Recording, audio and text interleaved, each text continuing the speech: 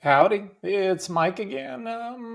We're going to have a fun one today. This should be very interesting and actually, more than interesting, it should be helpful for your trading and finding stocks. We're going to be going over one of my inventions, the 3 month relative strength rank, and rating, and to a lesser extent, the 6 month RS that I created as well. And you'll see why I just focus on the 3 month, not the 6 month, which is a learning lesson. So part of this is going to be kind of the backstory on, how and why I created the 3 and the 6 month RS. So you can learn when you're, building something for yourself. If you see something that you don't like and you need to tweak it, then you'll know how, at least, well, how I do approach building things. And we've talked about that, in some prior podcasts. So, but that'll be the first part. So if you want to skip through that, feel free. And, when I'm done with the story, I'll try to remember to go like this.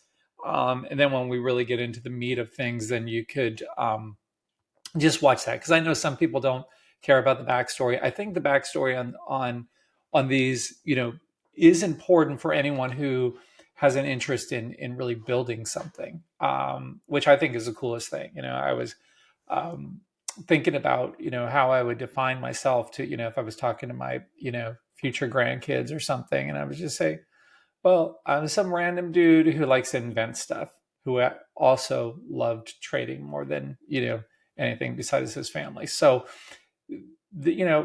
inventing stuff is really a lot of what I do, and I haven't really talked about it much. That's one of the reasons why I'm doing this, so you can know how to use the things that I've built. So this is another Webby Invention series. Now, if this is your first time on, watching one of these, I wouldn't start with this one, especially in the market where we are right now. This is what March 22nd. And we could get a follow through next week. So I'm going to just share the order of how I would watch these. If you're into them. So let me just share my YouTube channel. Let's see.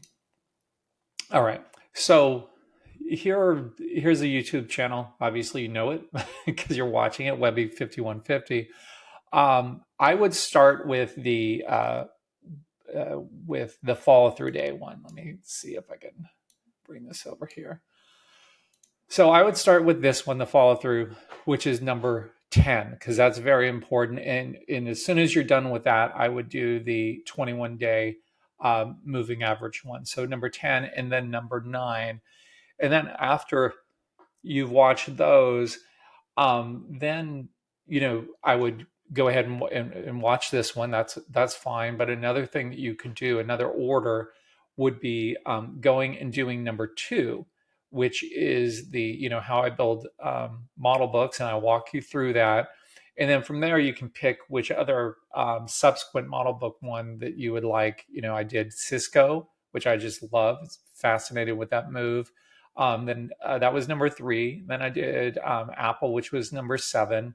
And then on number 8, I went over the Google model book move, but out of that came the story of why and how I invented the IPO base, the only base in the IBD methodology that wasn't really built by Bill or adopted by Bill. This was 100% my creation, and I walk through that. So again, follow through in the 21-day, then which are number 10 and 9.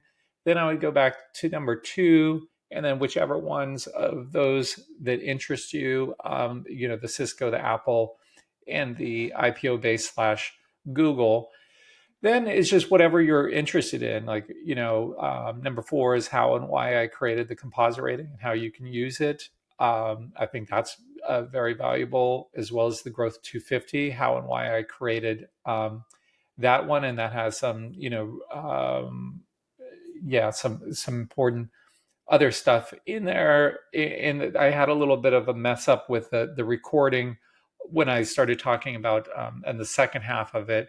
And so there was just a disconnect between what you were seeing on the screen and what I was saying, and that caused an issue. So I went in and did a kind of a follow up on that, which was number 6. So number 5 and 6 go together. So I wouldn't watch 6 before 5.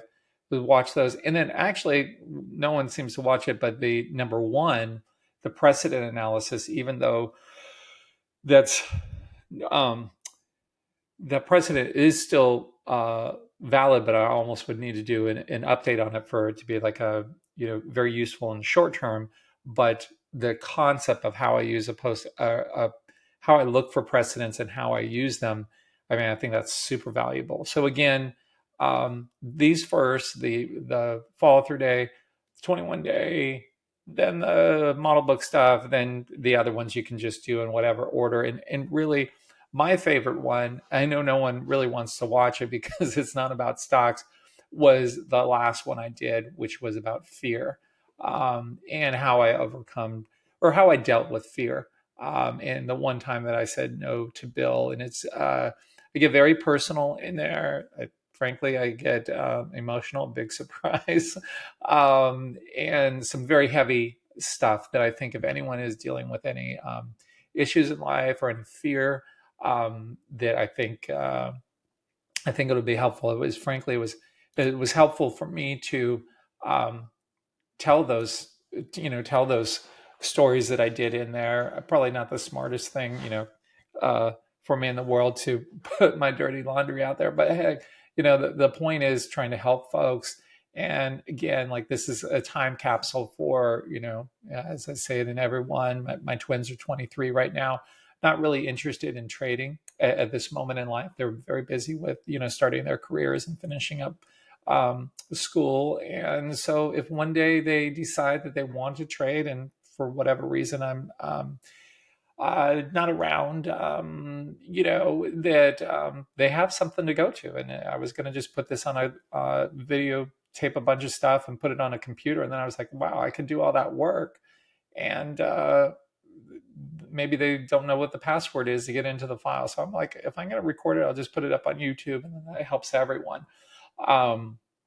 And then, of course, a core thing is, in case they never get into it, but eventually they have kids, and then my grandkids will have something to study and help them if they're into trading. And anyways, that's that.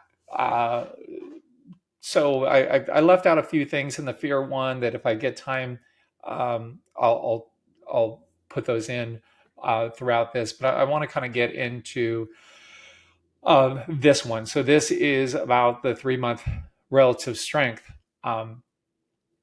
rating and why I created it. So let's just start there. Well, that was kind of a fast backstory. So let's do this. Well, I'll just get into it. I'll tell the rest of the stuff as we go on. So here, this is what really started the whole thing. This was Qualcomm back in 1999. And this is one that I'll go to the weekly chart on this. This is, Bill started trading this down here. Let me put this best fit on so you can see the whole thing. So he started it buying it out of this cup with handle, or you could also look at this as that it was a double bottom right there. Double bottom with a handle, so it's open for interpretation how you'd like to view that. But he piled into this, and during this trade, it was up a couple 1,000%. You can see that up here, 2,200%. Bill and his team of PMs loaded up into that. It made a ton. I mean, in '99, I think most of the folks performance on the team was between like 400 and 500%, and most of that came from Qualcomm, is my understanding. And I wasn't on the team until the very end of '99, so I never traded Qualcomm, and that's a story for another day. But yeah, thing went up over 2,000%, and like I said, at times they were I believe significantly over 100% invested in that. So that was great. It was great stock and all. And but we're talking about RS. And this is the one that bothered me. So at this point, what do you think the RS would be? Well, maybe some of you don't even know what an RS is. So let's just deal with that first. The normal RS, or relative strength rating, is one of the oldest ratings Bill came up with. Must have been before I was born. I could probably find that out. But certainly long ago. And it was his way of sifting out the merchandise, the best merchandise in the market. And let me just stop sharing for a second while I'm babbling. So it was over a 12-month period of time, and he wanted to compare all the stocks in the database and see their relative performance to see who did the best. And so if you just take over a 12-month and you just do a percent gain in there, that wasn't really what he was after. He wanted to kind of weight it differently. So he went in and double weighted the most recent quarter, because he believed, and I do too, that is more important. Like the more recent activity is more important than the older activity. And that circles into the 3-month nicely, but we'll get into that in a second. So he would double weight the most recent quarter and single weight the other quarters, and just tally up that performance and then do a ranking of 1 to 99, with 1 being the worst performance and 99 being the best, which was a genius move on his part. Like, what I really learned from him was trying to make things as simple as possible. And there's I think it's an Einstein quote out there that I really dig, that it's like something to the effect of, you want to make things as simple as possible, just not any simpler. I probably have a couple words off wrong, but that's how I try to approach things. Is you want to, and there's lots of noise when you make things complicated, but sometimes you do have to make things complicated, but you really want to strip those out if at all possible, because I'll get into it in a future podcast, but I spent a few years creating a full black box algo, actually the first one that the firm William O'Neill ever had, that worked, and it was proof of concept. And during that procedure of building that, did tons of back testing. And that's where I got so particular about data, and realizing how if you don't have very clean data, if you're back testing, it's meaningless. Like if it's random data or bad data, that is really, really, really dangerous. And it can fool you if you just do like a short back test over a short period of time, or it's not a full data set.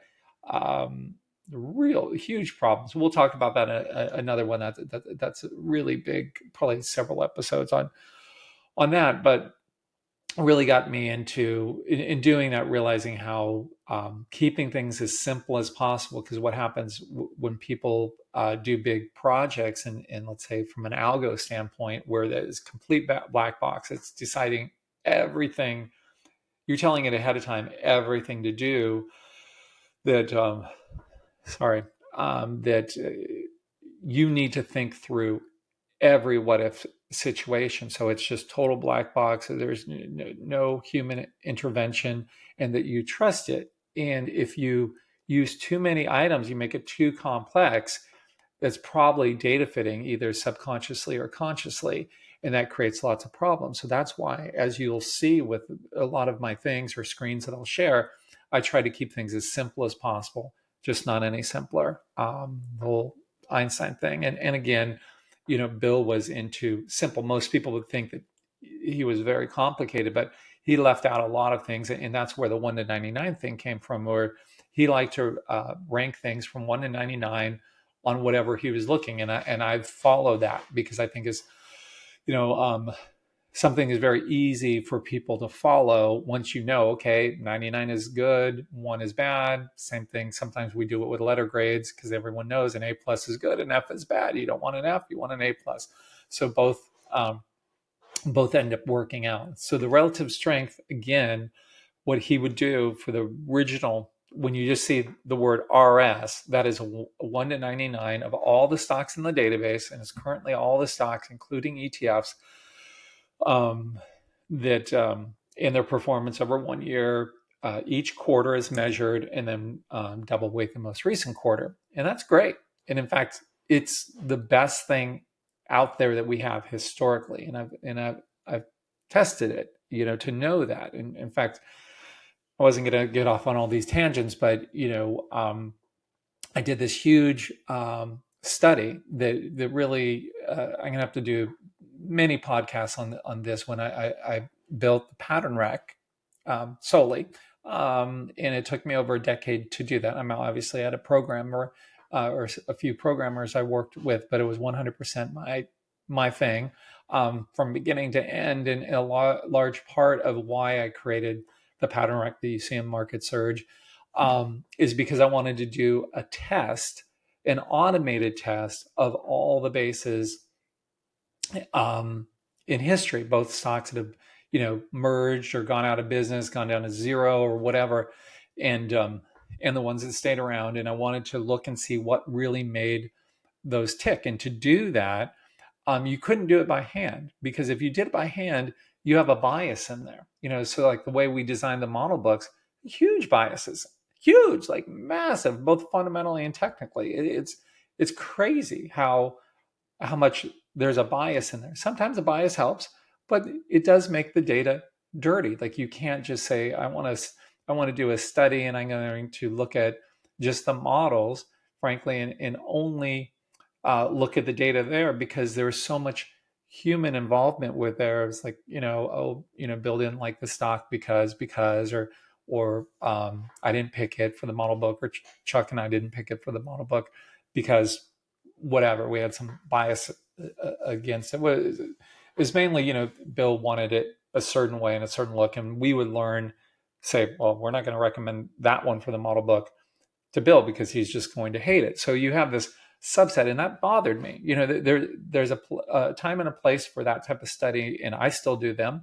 And obviously, I did this podcast, the earlier podcast on that, and that's all I love to do. Like, or not all, but I love building models because that's what the foundation is on. But you also need to know in the back of your head, like what type of bias is in there, and what are you missing? You always want to know what are you missing, and then what are the unintended negative consequences of any decisions you're making on any thresholds for ratings or what have you. But getting to the point of why I was saying relative strength is so important. So I took me over a decade to build out the pattern rack, and that was done on nights and weekends because I didn't have time to do it during the normal day because I was busy with other stuff. It was my side project, my baby, and it was all for this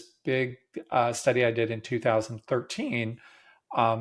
Really started working on it loosely on the pattern rack back in 1998 before I was even a PM. But I'll get into that story in a separate one. But in 2013, I looked at all stocks in the database that had bases that broke out above $10, and I excluded the bottom. I think it was 10, might have been 20% in different tests, 10 to 20% by dollar volume each year. So I'd look at 1963 and say, okay, look at all the stocks that were public at that time, because what was great about the WAN database is it had everything. Even when they went, we never deleted anything. So we had this history. It was so valuable of all these stocks, because when you do a back test, you don't want to have a survivor bias, right? So if you're only looking at stocks that have stayed around when you do your study, and sometimes that's the only choice you have, just because of what databases are available to test on, that there is a bias in there that you're not trying to put in there, because all the ones that didn't work out and went to zero or got merged, bought out. So you got good things that got bought out, and those are your nice performing ones that you're not going to study, and then the ones that went out of business. And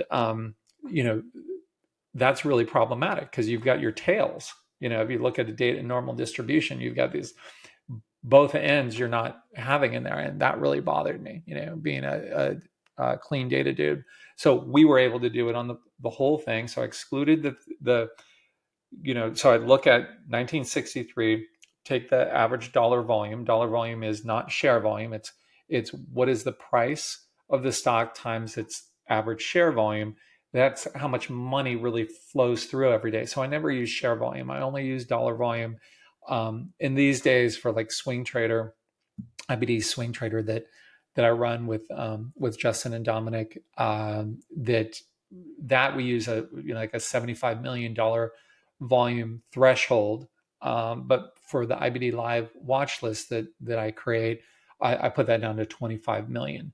So it's just different levels for different, some people watching, you can go as low as $5 million volume, but the dollar volume is really a sign of institutional. I don't want to, you know, you don't want to say quality because it's not necessarily quality, but just institutions being in the stock. If it's only trading, you want to put your hat on, your big mutual fund manager, and you're running $100 billion.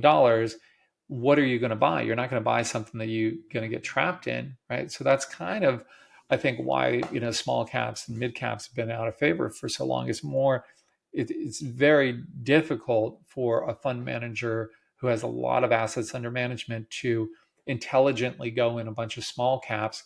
They can easily just buy an Apple, Microsoft, Amazon, what have you, some big liquid name, and do it all in one chunk and maybe buy a 5% position in that.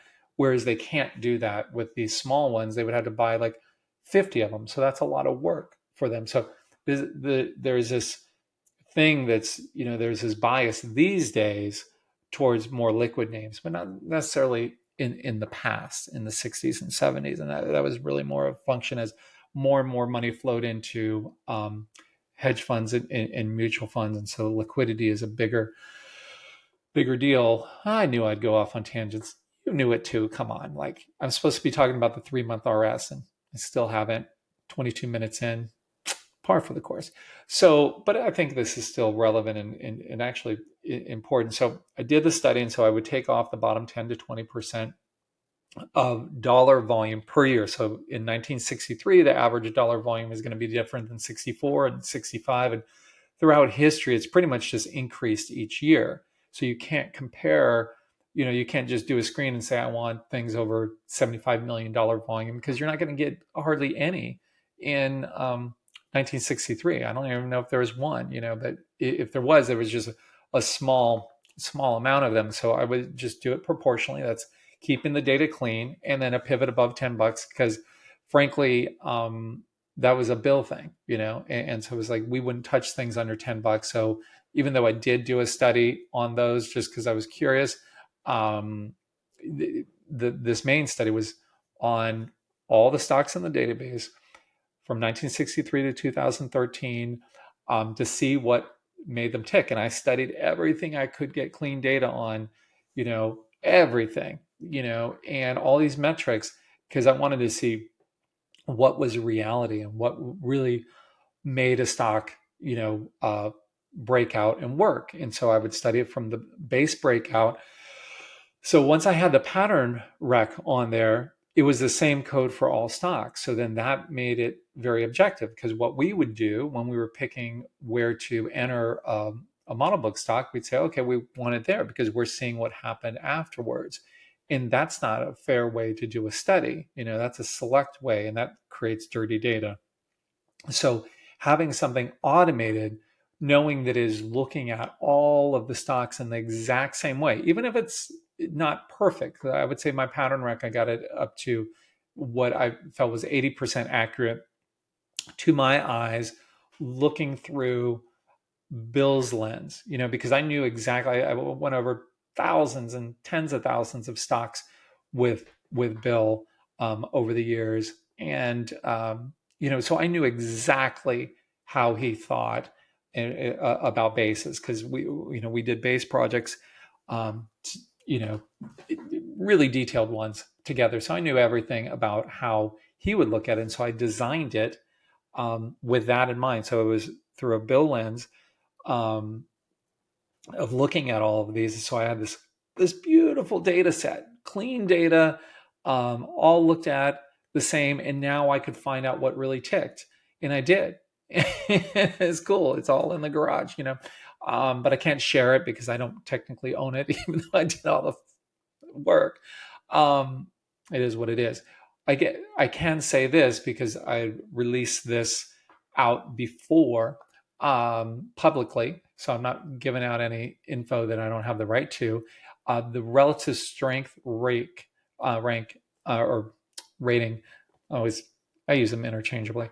That was by far the most important metric that we had, which was great. Now, there were lots of things I couldn't test because if I couldn't get a full and complete data um, set on it, and that was problematic, so I didn't want to do it on just certain ones. And we never got around to testing the 3 and the 6 month to see if those were better than the 12 month, because when I invented I forget what year it was that I invented this, probably around 2001 or 2 or something like that. So we didn't have it going all the way back to 1963. So I didn't, I wanted apples to apples comparison. And I always thought I was going to get back around to do that. And we never did. So I'm very curious if I ever get that chance again with the clean database. But the relative strength itself was the most important thing. So much so when I was developing this base score,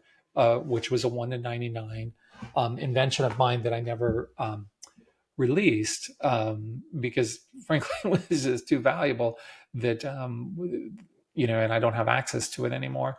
But I had to artificially lower the weighting of the RS on that score, so the whole thing wasn't just dominated by relative strength only, meaning the 12-month, the original one, because it was that good. So here you've got this great rating, the Bill's 12-month rating, but it had flaws. And I'm a bit OCD and I don't like flaws. And so when I saw this Qualcomm that we're going to get back to, it really, really bothered me. Like really bothered me, got under my skin.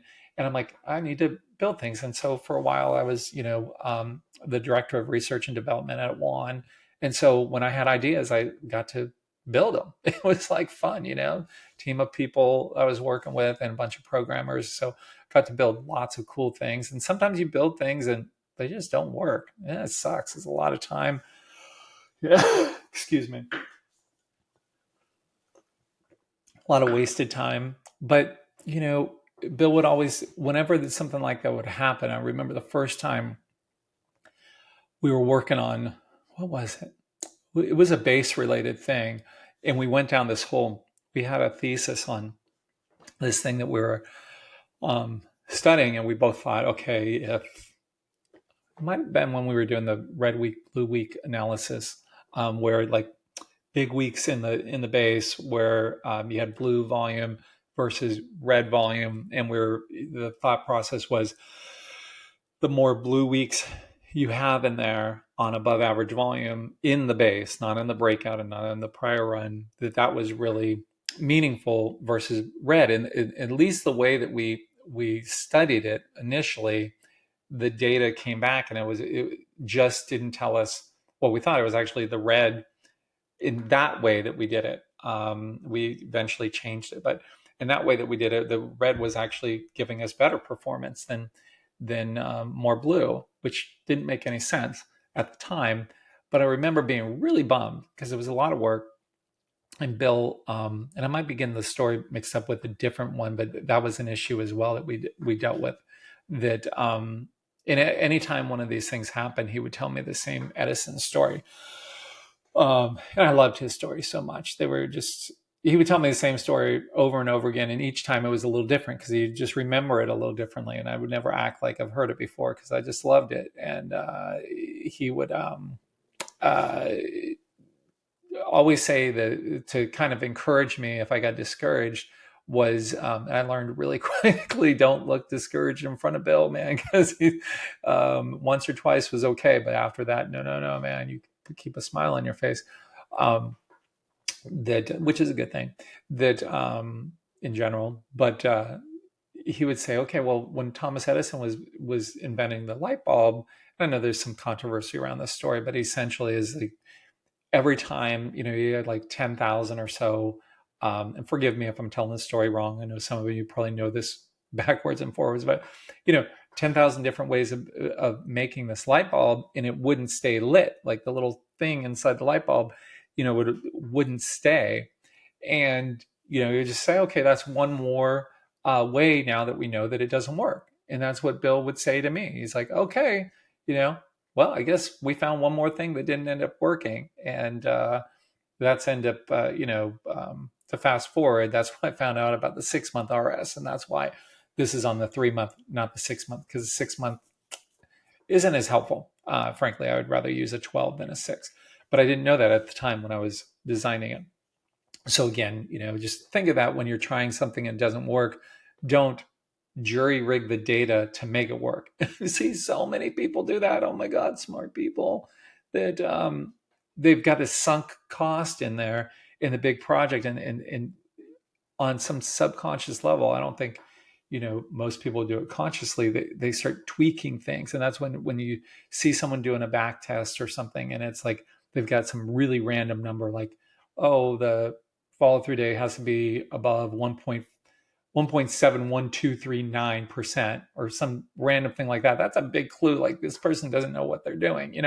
It should be a very basic type of number, like a 1.5 or something, like in the ballpark. You don't want to be very precise, because the very precise numbers come from data fitting. Dang, one day I'll get over this cough. So anyways, did the back test, found out that the RS, summarize this little part here. I wish I had an editor to chop out all this stuff. So summarize, create pattern rec so I can do a big back test, do it on all stocks in the database. Do this in 2013, find out that the RS rating, the 12-month, is the best thing under the sun, and it works better than anything else, works better than EPS, worked better than accumulation distribution, worked better than anything that we threw out. I threw like 170 variables or something, and by far. And the programmer I was working with, he was a stats guy, so he would look at it. We had it, all that, mumbo jumbo and the p values and all this stuff that we go through, and not mumbo jumbo, but to find out what really meant something. And the RS was super, super valuable, but we didn't do it on the 3 months. So in no way, and I say that is as I go through this, because I don't want anyone to think that I am, and the reason why I went into this whole thing was I don't want anyone to think that I don't use and love the normal 12-month RS. I do. What we're doing is adding something else to give it color, the 3-month RS, and it's really a combination. So think of it as like, it's in the news right now. And, I think I said in the last thing, I used to be fascinated with the whole JFK assassination, and it was such a sad and tragic event for our country. And, the whole magic bullet thing, just like one bullet, doing all that stuff. Even as a kid, like I said, as a sophomore in high school, I wrote something, on it, and it just never sat well with me. So I'm, really looking forward to all the JFK files that came out, and seeing when they find. I haven't had a chance to look at those yet. But so there's no magic bullet, and so the RS is not a magic bullet, but it's a really good bullet, right? And then the 3-month really helps it dramatically, and I'm going to walk you through how to use that, and more of the story. I guess no, it's not really time for this yet, but I'm just, in case I forget, I'm doing this. That we might let's get back to the stock. Okay, so this was Qualcomm in '99, and what do you think it would have? Well, it's up 2,248%. It's going to have a 99 RS, because that's going to be better than anything in the database. Now let's go out a month.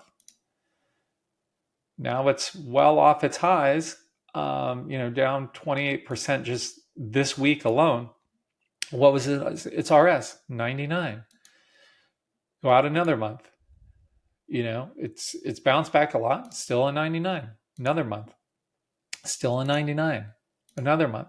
still a 99, and it's well off. Now it's down to 200 and still 99. Now it's well underneath the 200, but remember, this is measuring from this time, so June there, so it's measuring it from June, so from here to here. So that's still on a percentage basis going from, call it 28 to, what is that, 72. That's still going to be better than most things in the database, and still was a 99 or 98 or something like that, very very high. And that really bothered me. Look at it, it's underneath the 200-day or the 40-week under, this is, the 10-week is rolling over. Let's go like another month.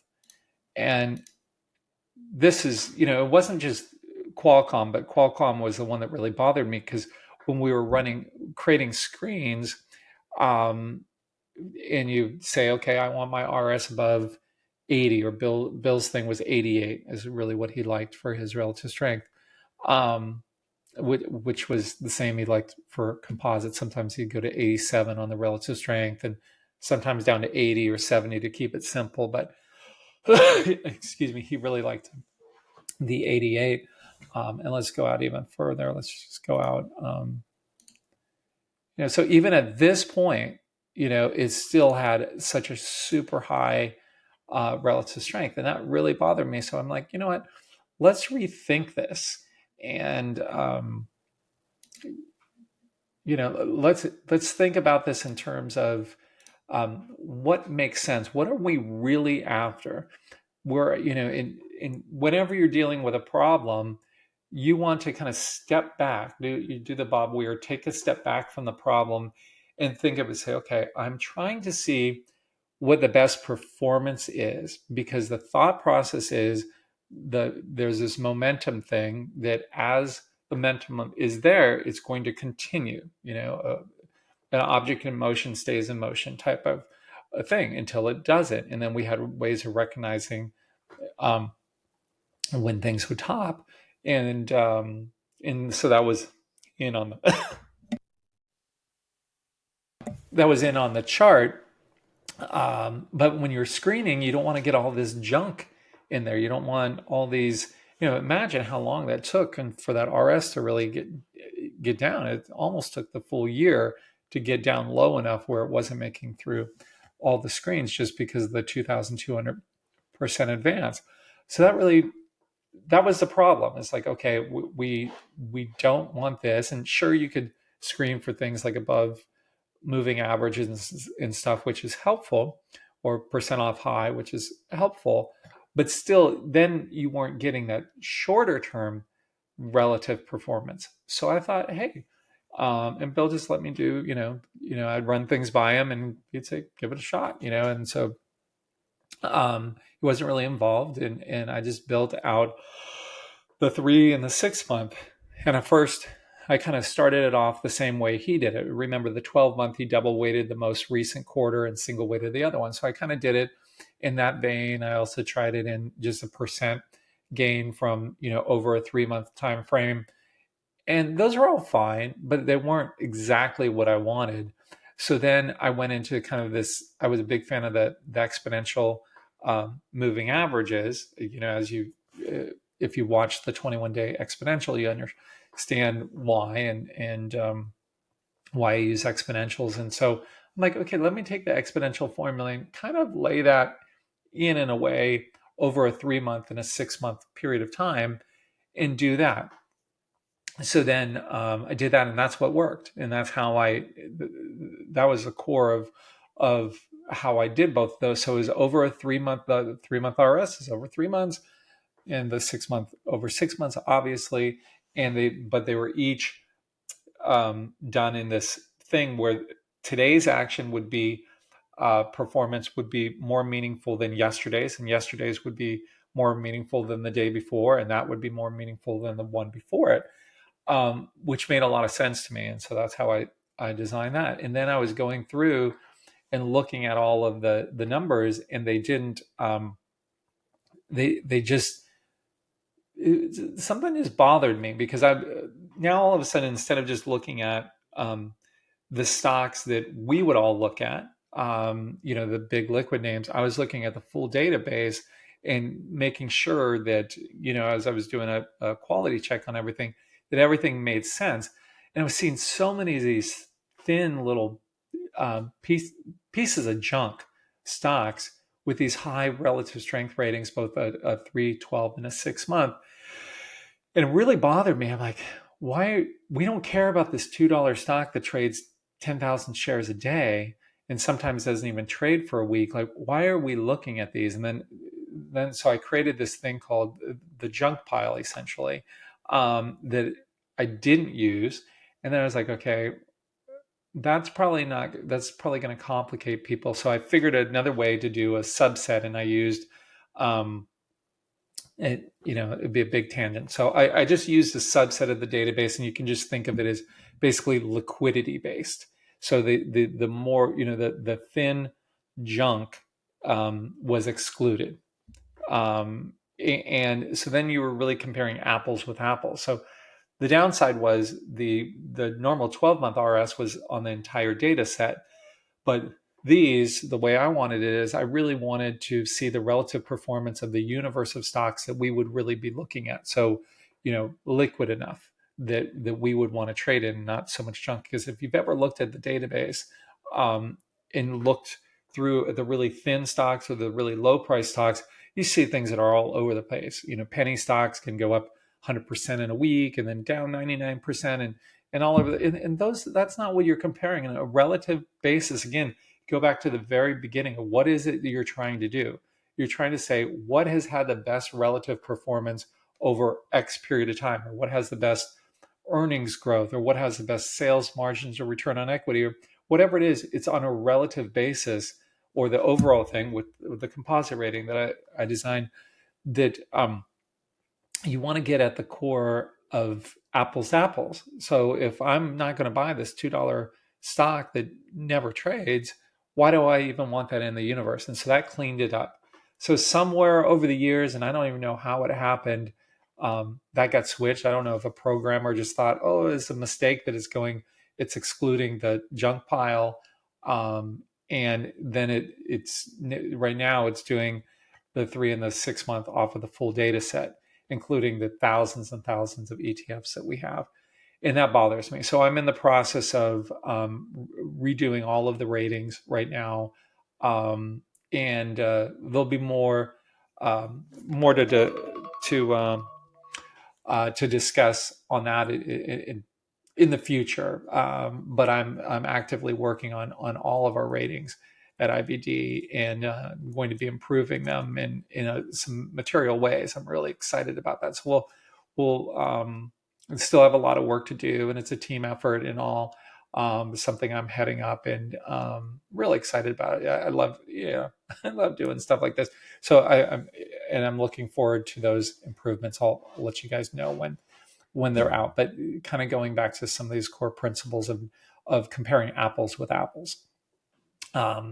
So anyways, so how it was originally done was apples to apples, but now it's against the entire database for now of the 3 months. So let's go back and look at this. All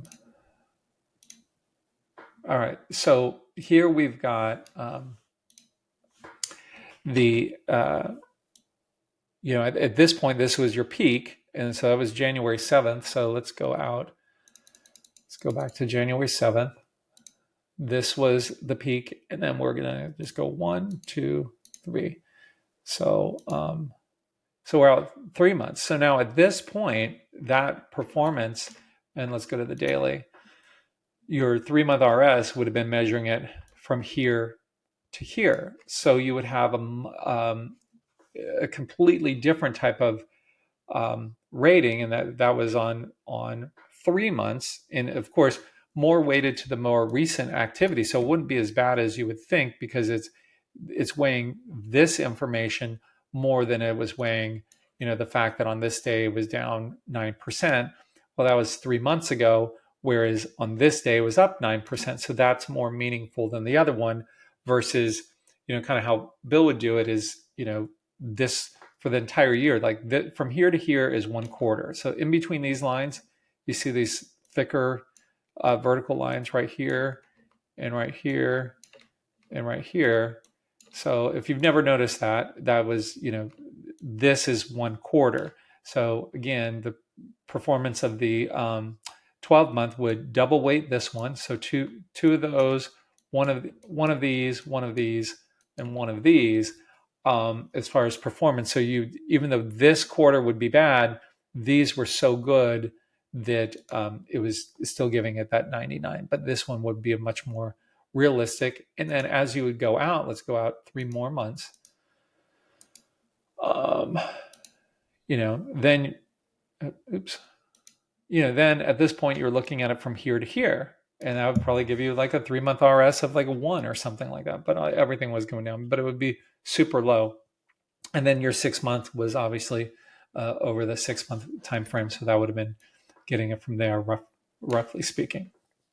So in a nutshell, that's what we have going on with the 3-month RS. It is currently still on the full data set. It's exponentially weighted for the 3 and the 6-month time frame, and 1 to 99, 99 being your best performance, 1 being your worst. So that's what the 3-month RS is. Now let's get into kind of how to use it, where to find it. So definitely we've got this going on here. I'm gonna stop share. Okay, now we're getting into it. 46 minutes in, Mike decides to finally do some work. So what are you gonna do? All right, so I built some screens for us to go through this because I think it's a little bit easier to shoot. Hold on. Got something a little messed up on my computer. I wish I had a video team. Okay, let's see. Reset for today. Okay, I built some screens. Let's start from scratch, and we're going to just look at top RS ratings right now with nothing else. So if we want to say relative strength rating of 97 or higher, this is a normal 12-month. We have, with no other constraints, this is obviously market surge. Let's see what we have here. So here are the 99s. Let me expand that out so we can. Okay, so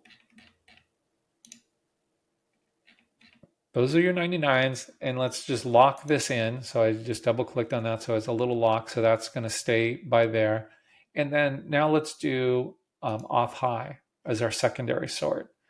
So let's look at the first one. Oops.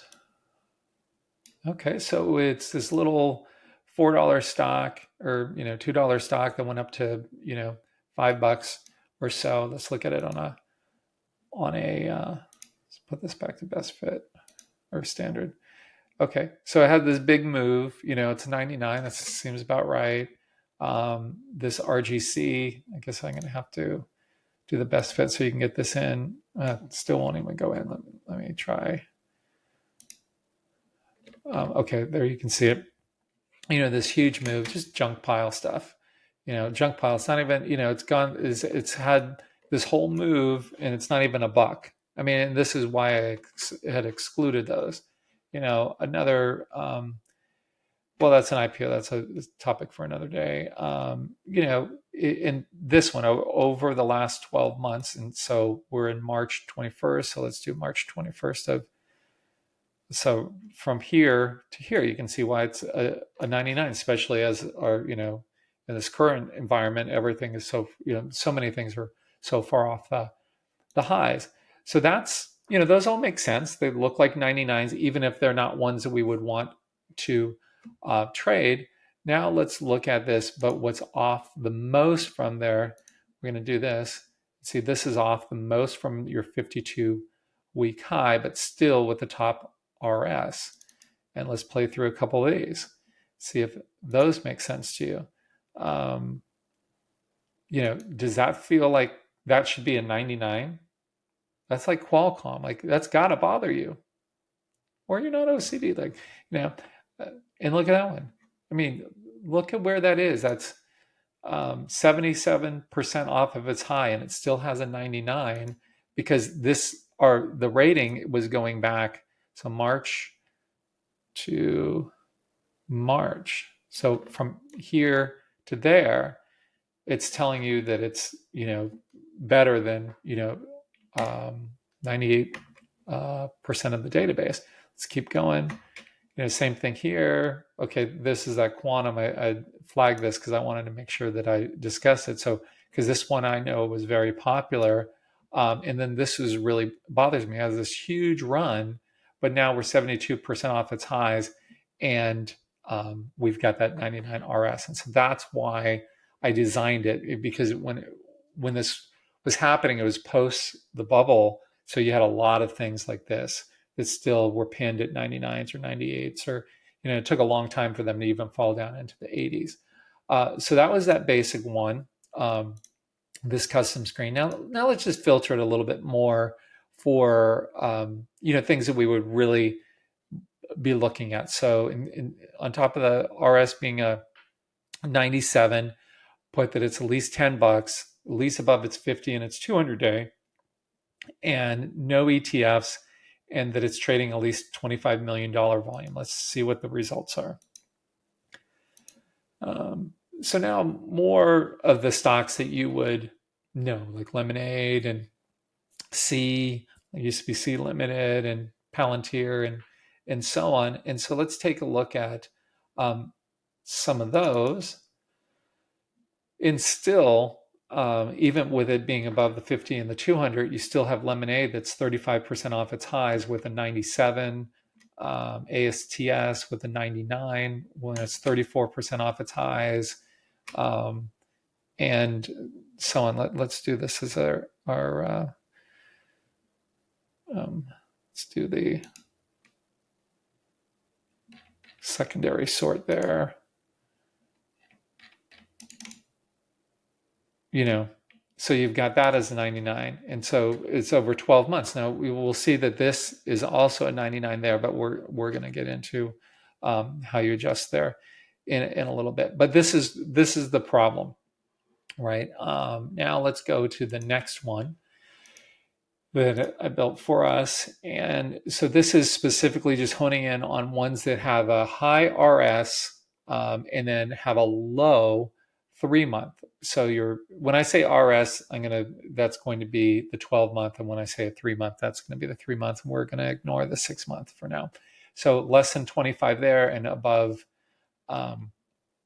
97. So let's just look at these from the worst first, and that's going to make sense to you. Like that is, to get to the 3-month RS, the other way to look at it is go over on this right panel and go to technicals, and you can see, okay, the RS right now, the normal 12-month is 96, last week was 97, 4 weeks ago 99, and so on. The 3-month is 2, and the 6-month is still an 83. So a 2, that's what you feel like, right? It's gone from there to there. That should be a 2. Let's look at a couple other ones. That's a 3, but it's a 99 on the 12-month. That's a 2, but a 98. This is a 2, but a 99. Let's go back to the daily so you can see that. And so it's so much more helpful because that 2 is what it feels like to you because of how much devastation that had happened. So now let's go to the next screen that I built, and let's see. Open this up. What did I do with this one? Okay. Okay. So this is only focusing in on the 3-month. I left the normal 12-month out.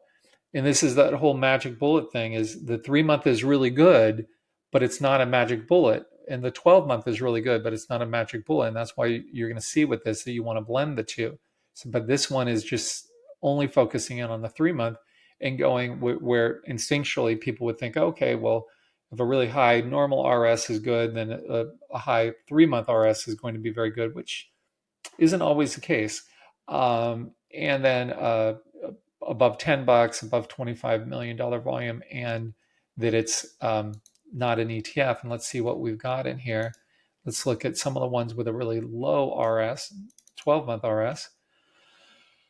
So you've got over here, you can see the 3-month RS, or the 3-month RS is 89. 3 months ago, the RS was a 96, the normal one, but 6 months ago it was a 1. You can see just how silly that just kind of feels, but also on this 3-month, you're just looking at this thing that just jumped up from nowhere. So let's go to the next one, Celsius. So this used to be an old favorite. If you, well, I won't get on that tangent. So, the normal one, RS, 22 there with a 97 on the 3-month. And you can see why on 3 months, well, it's kind of hard to see with the scaling, but let's find something a little bit better. Okay, so with the SMCI, so this is a problem, right? Because SMCI is one that's broken, even though it's trying to come back. I mean, it's in the doghouse, in my personal opinion, and is a high 3-month RS, but you've got a low 12-month. So that's why you really want the blend of the two, because you don't want this popping through your screen. The ratings are supposed to save you time, not create time or confusion. So that's why you wouldn't want to just use it that way. So now let's go to something that blends it a little bit more. I think that's what this one is. Yeah. So this blends it. And this is the way I would suggest for the hardcore folks out there who have the time and want to look at things, a larger number of stocks. This is the way that I would build it. And I would build it as low as a 60 normal RS. And remember, if anyone watched the Apple model book one that we did, which was, forget what number that was, but if you watch that, the RS before it broke out was in the 50s. I think it was like 55. So, if people think that, oh, you've got to screen for things with a 80 or higher normal RS, no, because there are lots of stocks that start off their original bases with low RS ratings. So you can't just screen for, if something's up near highs and it's got a low RS, that's problematic. But if it's base building and it hasn't had a big prior uptrend, it's going to have a lower RS. So 60 is fine there. And then a 60 for your 3-month. And what you should put in there is you want your basic parameters. So I don't like looking at things underneath the 50 or underneath the 200. I will look at them for other screens just to get a feel for the market, but not when I'm looking to build my watch list. Exclude ETFs above $10 and above $25 million volume. If you feel comfortable with things thinner, do that. If you want things thicker, you can do that. So 389, and this is a good list, but it's going to take you a little bit of time to get through. Let's just sort this by composite rating, and see probably a lot of names that you're familiar with. Kind of jumping out at you here. Like here's Spotify, something I use all the time. That's got a high 3-month RS at 94, high 12-month, as well as a high 6 months. So it's got it all going. It's just, then you have to look at the position of the stock. That's a different topic. So now let's go over to the tighter one. And so this is probably more for people who don't have a ton of time, or you don't know yet how to get through a bunch of stocks quickly. I did tackle that. I believe I tackled that on the how do I use market surge, but I'm probably going to do future episodes on, just building a watch list and focusing on that. And I'll get into more details on how I use things. But so bump this up to 70 and 70 for the 3 and the 12-month. Kept it at above the 50-day, but here I bumped up above the 200-day to something a little bit more meaningful. So 5% above its 200. Lots of times I'll go to 8 or 10%, but I just wanted to go on the conservative side there. Again, no ETFs, above $10, above $25 million volume. And then this was a good catch-all that I used to do for all my stuff with Bill. off high.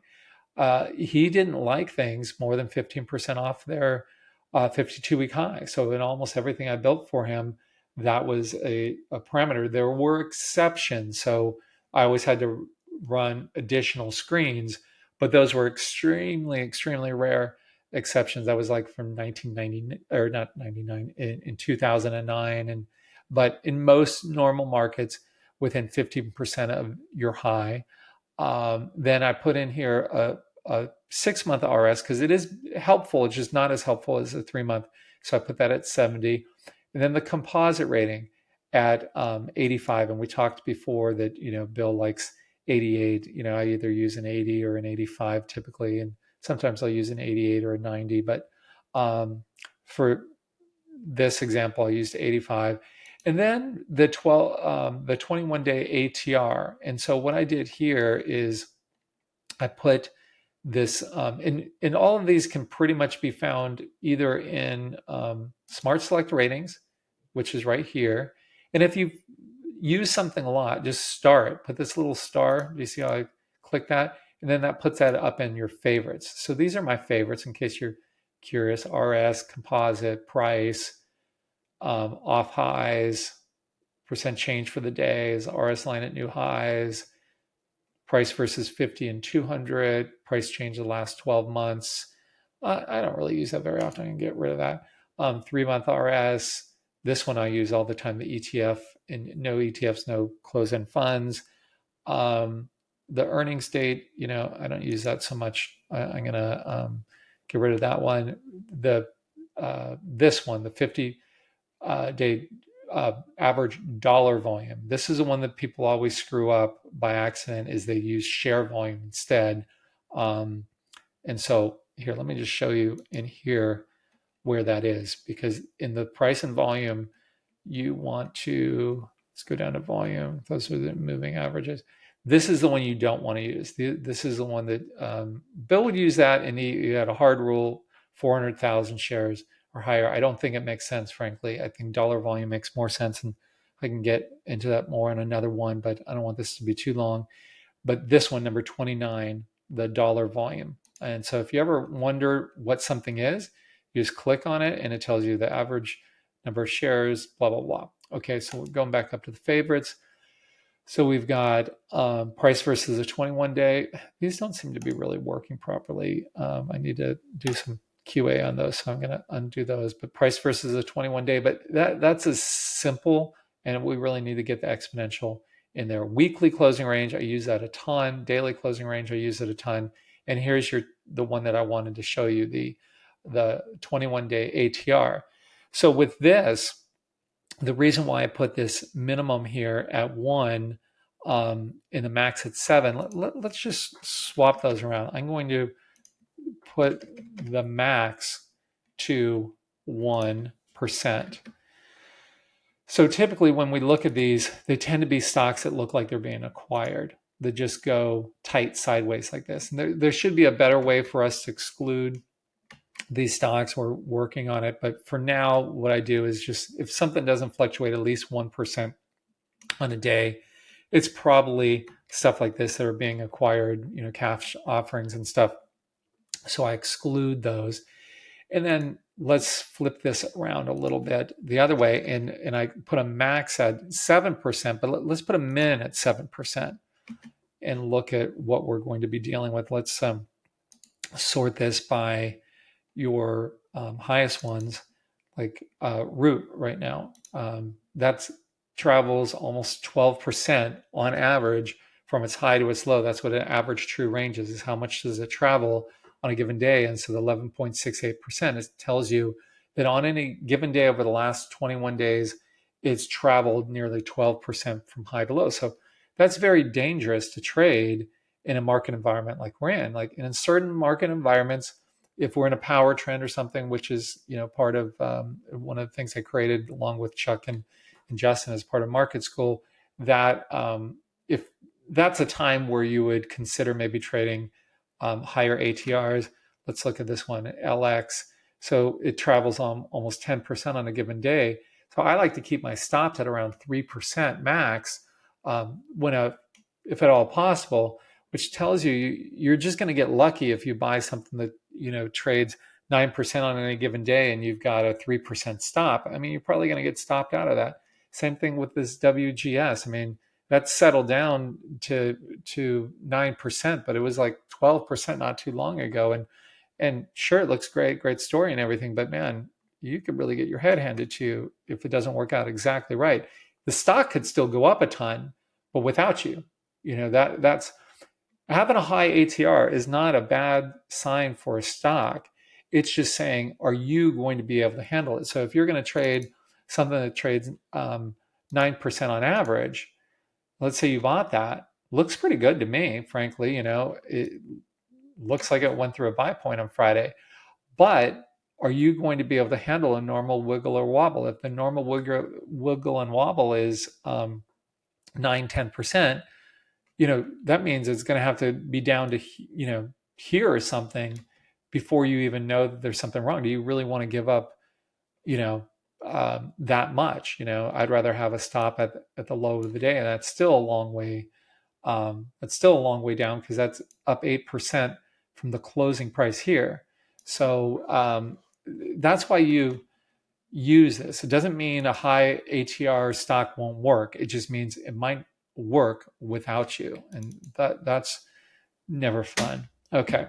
In fact, let's just do something for fun to see what the highest ones. Let's say crazy train, and let's just go and look for something that has a really high ATR. Let's go 25% or more on a given day.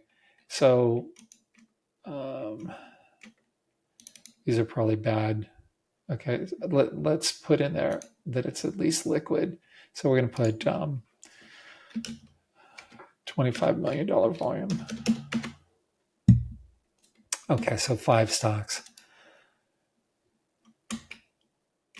So here's one. Normally trades GV trades 38% on average on a given day.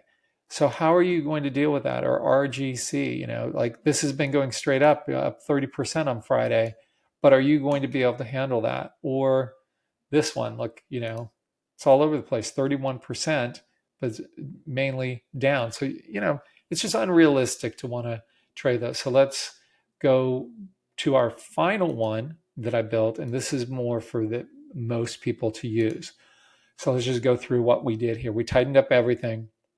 And this is one you might want to build on your own and keep it. So the other ones were more for illustration. A normal RS above 80, a 3-month RS above 80. You don't really want to go higher than these because a lot of those stocks are just going to be extended above the 50-day, at least 10% above your 200-day. No ETFs. Current stock above $10. More than $70,000 volume. So this is more like what I would use for swing trader. Within 15% of its highs. A 6-month RS, the same as the other one, so 80s. Composite rating of 90 or higher. That just gives you your quality merchandise. And then we forgot to make this. Oh no, we did make this change here. So greater than 1 ATR. So we get rid of those stocks that are being acquired. And no more than 7. So now we have something really easy to go through. So only 73 stocks. That's nothing. Just to give you an idea, most mornings, I'll look through, like 1,300 stocks, and typically that would be on a daily and a weekly chart, to get a feel for what's going on in the market. And, I do that several times a day, and that's how I get a feel. But we'll deal with that in future episodes. So let's look at this and we'll just sort it by biggest dollar volume. So here's Netflix. Anyone who's heard me talk knows how much I love, Netflix, and lots of great shows on there. Let me know what your favorite show is. Loudermilk is on there. Really cool sitcom. So many good shows like How I Met Your Mother is on there, and that's kind of what I got this idea of for doing this. Having and that's about a fathers who's talking to his kids throughout this episode, my kids used to love that show too, and I did too, that the mother passes away, and so he's explaining to the kids, like, what was your mother like? And it's a great series. um, you know uh, some would call it legendary. And inside joke for anyone who's watched it. And anyway, so that's how I kind of got it. It's like I wanted to have something there in case I wasn't around, for my kids or my grandkids to watch. So that was a motivator for this series. So Netflix, that's just not really in position yet. Alibaba, something I've been trading. Let's look at on a daily. It's finding support at the 21 day. So these are more quality things. Berkshire Hathaway, Warren Buffett. Always cracks me up with. I'll just stop sharing for a second because this cracks me up. So Bill was a human, right? Like we all are. We all have egos. I have an ego too. Don't let my mild nature fool you. I'm human. I've got a big old ego. I just do my best to keep it in check because I've seen people who don't keep their ego in check, and and ego and confidence kind of go together. You have to be confident in the market, but you don't want an ego. So there's a fine line. But Bill had an ego, in because everyone would talk so highly of Buffett and not as much about Bill because it was more of a niche thing. That whenever we would talk about Buffett, it would always throw me off because he'd say, "Oh, well, is that guy out in the middle of the country in that stock?" And at first time I couldn't figure it out. And he's like, in the Midwest or wherever, and I think it's Omaha. And I would go through and that guy, the value guy. I go, "You mean Warren Buffett?" "Oh yeah." He knew it was Warren Buffett, and he did that all the time. But I would just kind of play along with it every time he'd say the guy in the middle of the country. I would just go. I would go through the thing. "Oh, who do you mean, Bill?" Because it was fun to see him human. Because he normally didn't have an ego that showed in an obvious manner. But so, anyways, I love. What you should do is, and I got this back in 95, I think 95 or 96, after I'd read Peter Lynch's book One Up on Wall Street, which is such a good book.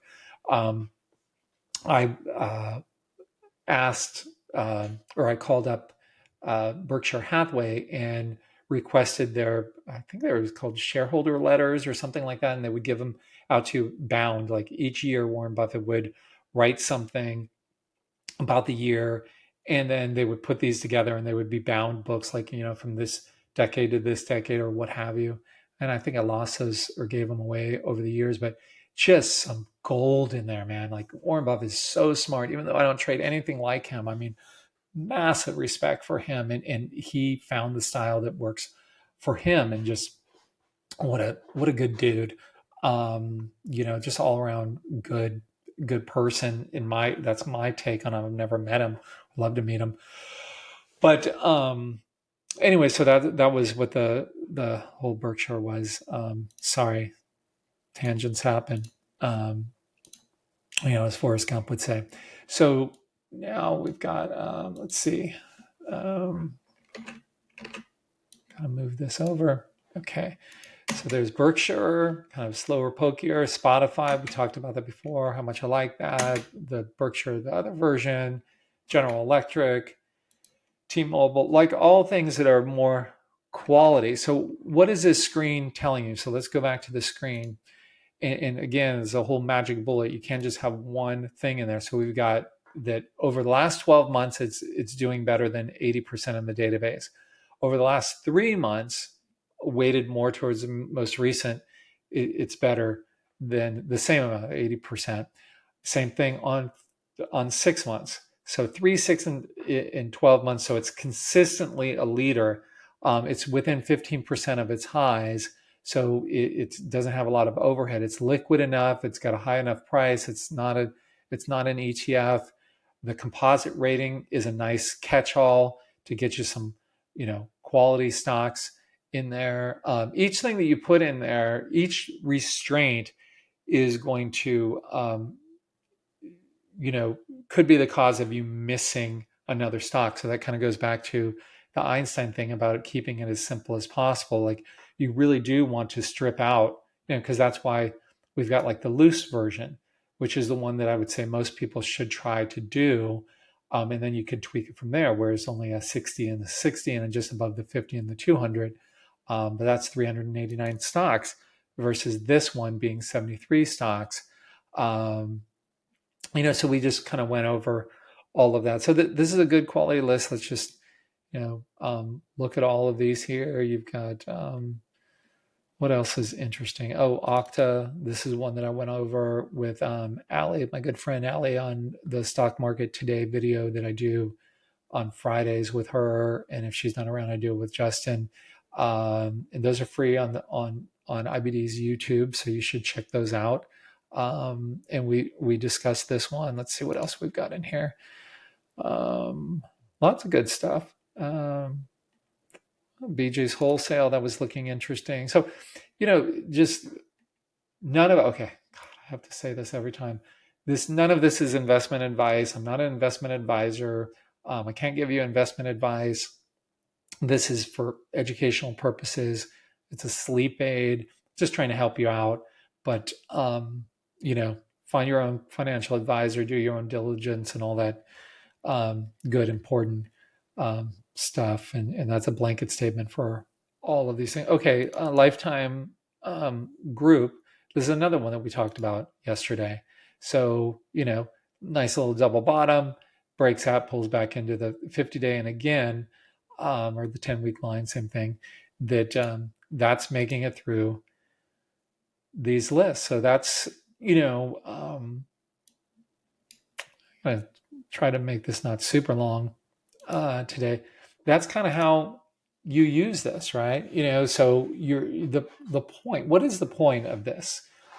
You're trying to, what works is relative performance. You're trying to buy leaders. You remember in Bill's book, he had a chapter on, for each of his elements of the, C for current earnings, A for annual earnings, and so on. And there was a chapter on their leader laggard, which was the L of the CanSlim thing that he came up with, which he owns the rights to, or the state does. That with that is a very important thing. That is it a leader or not? And so this is another way of measuring: is it truly a leading stock? And that's on a different time frame, the 3-month. And again, I said that the 6-month is like, it's just not that I didn't know which one was going to work at the time. I was thinking about doing a 1, a 3, and a 6-month, and I dropped the idea of the 1 month, which is something I might circle back to and try, just because I was already going out on a limb. You got to remember, even though these were my ideas and stuff, you have to be very mindful that it was Bill's shop, as Bill's name on the door, not mine. And you want to be respectful to the legacy. So I didn't want to be totally off the reservation, and he was, fine with this. If I would have done a 10-day RS, he would have said, "Mike, what are you smoking, man?" I'm like, that's not part. Where is that in the book? So these blended. In the moral there is, if something doesn't work for you, modify it and adjust it, and build on it and improve. Like any of the things that I go over, like.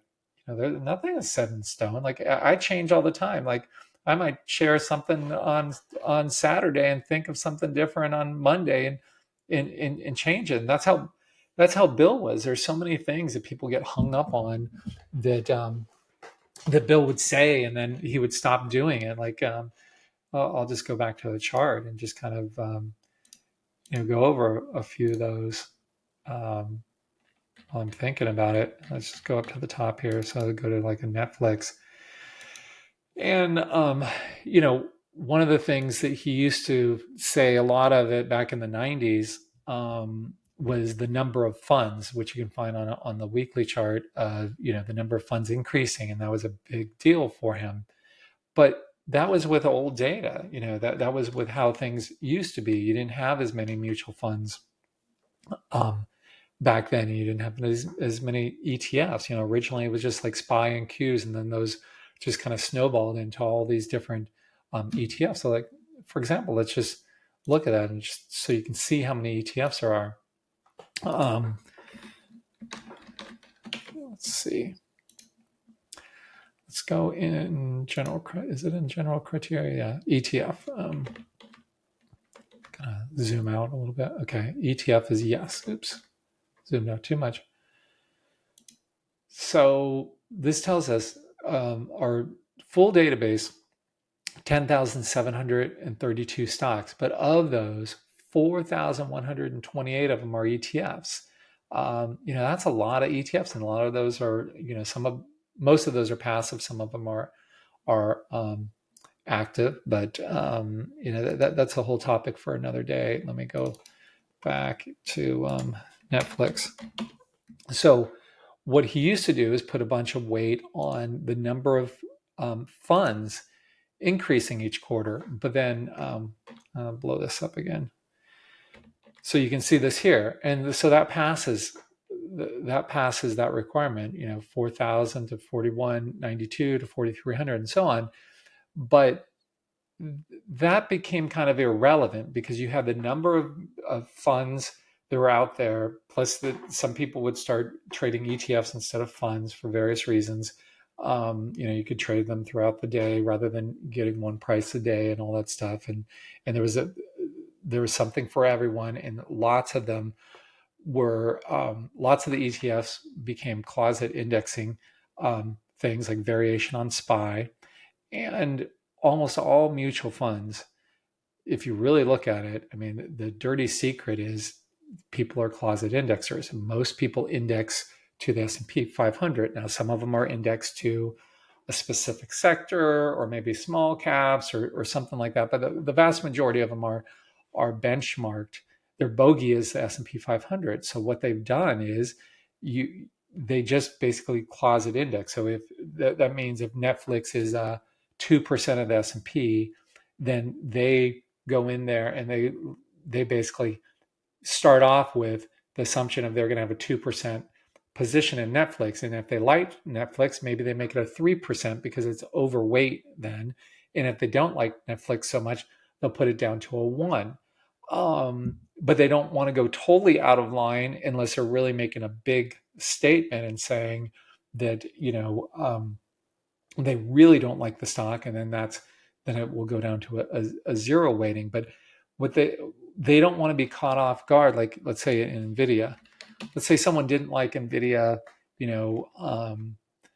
back in this time frame, right, when it was in a decline during 21 to 22, and they were a big mutual fund, and they decided not to have any weighting in there. And let's just say it was a 3% of the S&P at the time, and they go down to a 0 weight because it's in a downtrend. Maybe they like AMD and Intel better because they've got better valuations or what have you. So then they get there and they go into Broadcom. And so they want to have a sector weighting, but they want to downplay NVIDIA or underweight it. Then when this move happens, they're left out in the cold, and then they don't have it. So they've learned over the years to not get too far away from the benchmark. So if this was a 3% weighting, maybe they make it a 1% weighting or a 2% weighting, but they don't go all the way down to 0, which if enough of them go down to 0, then the number of funds would decline, right? And so you've got all these people that are just bandwagon, just I don't want to be negative towards people, but yeah, I'll leave that alone. So you've got the closet indexers out there, and probably a lot of them are just doing it subconsciously. And there's a whole method. I have a whole concept on doing a closet index in a real way, and I think it would be very successful. The only problem is to make it very successful, I have to have a ton of assets under management, and I just don't really have the time and energy to try to do that right now at this stage of my life. But there's a concept there of doing it in a mechanical way. maybe if I'm still around, maybe one day I do that.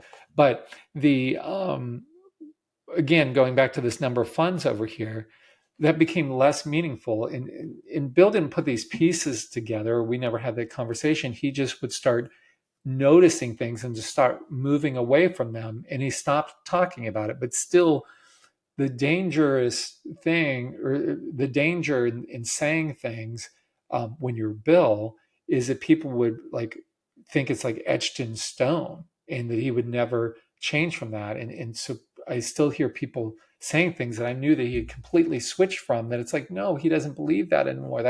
That changed. So that's why you should do your own thing. Like, use what Bill or anyone says, or what I say, anybody.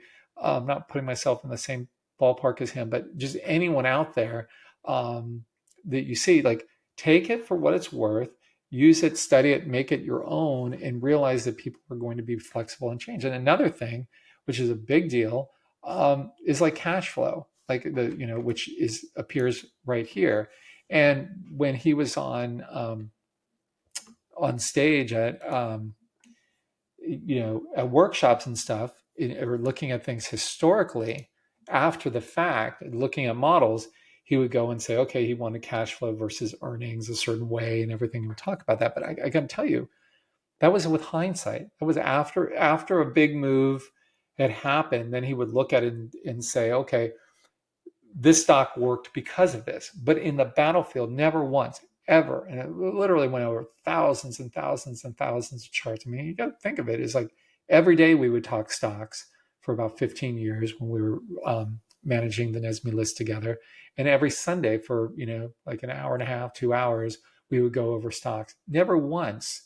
And I always paid attention to what he said, but I paid attention to more what he didn't say. He never once talked about cash flow. Now, cash flow in the analyst community is everything.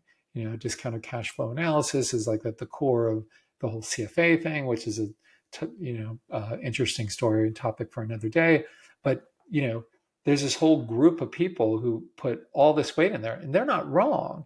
It's just not part of how we would look at things, and how we would look at cash flow versus how the other people on the street, we look at it at a very basic level, and they would get more into it. And if you're buying something and planning to hold it for 3 to 5 years or something, the discounted cash flow analysis becomes a very important part of what you do. But that's not what we're doing. We're not buying something and planning to hold it for 3 to 5 years. And if I was in that camp, I would look at it, but he never looked at it. And so I don't look at it. I'm not saying it's not important. It's just not, if you're going to base your decision off of that, I think you're going to make mistakes. And the same thing with a number of mutual funds, because it's just dirty data. I'm not saying cash flow is dirty data, just not necessarily relevant to, just like what Bill came up with PEs back well before I was born. He did a study and he found that if you excluded the highest PE stocks, you were going into a sector, whatever that sector was, and you sorted the PEs, because the PEs are much more important on a sector level than they are compared against everything, because in NVIDIA, Microsoft, Apple, Netflix, those types of stocks, their PEs are going to be different than PE of like a Costco or a BJ's or a Walmart or something, because they're in completely different groups. So you want to compare it on a peer level.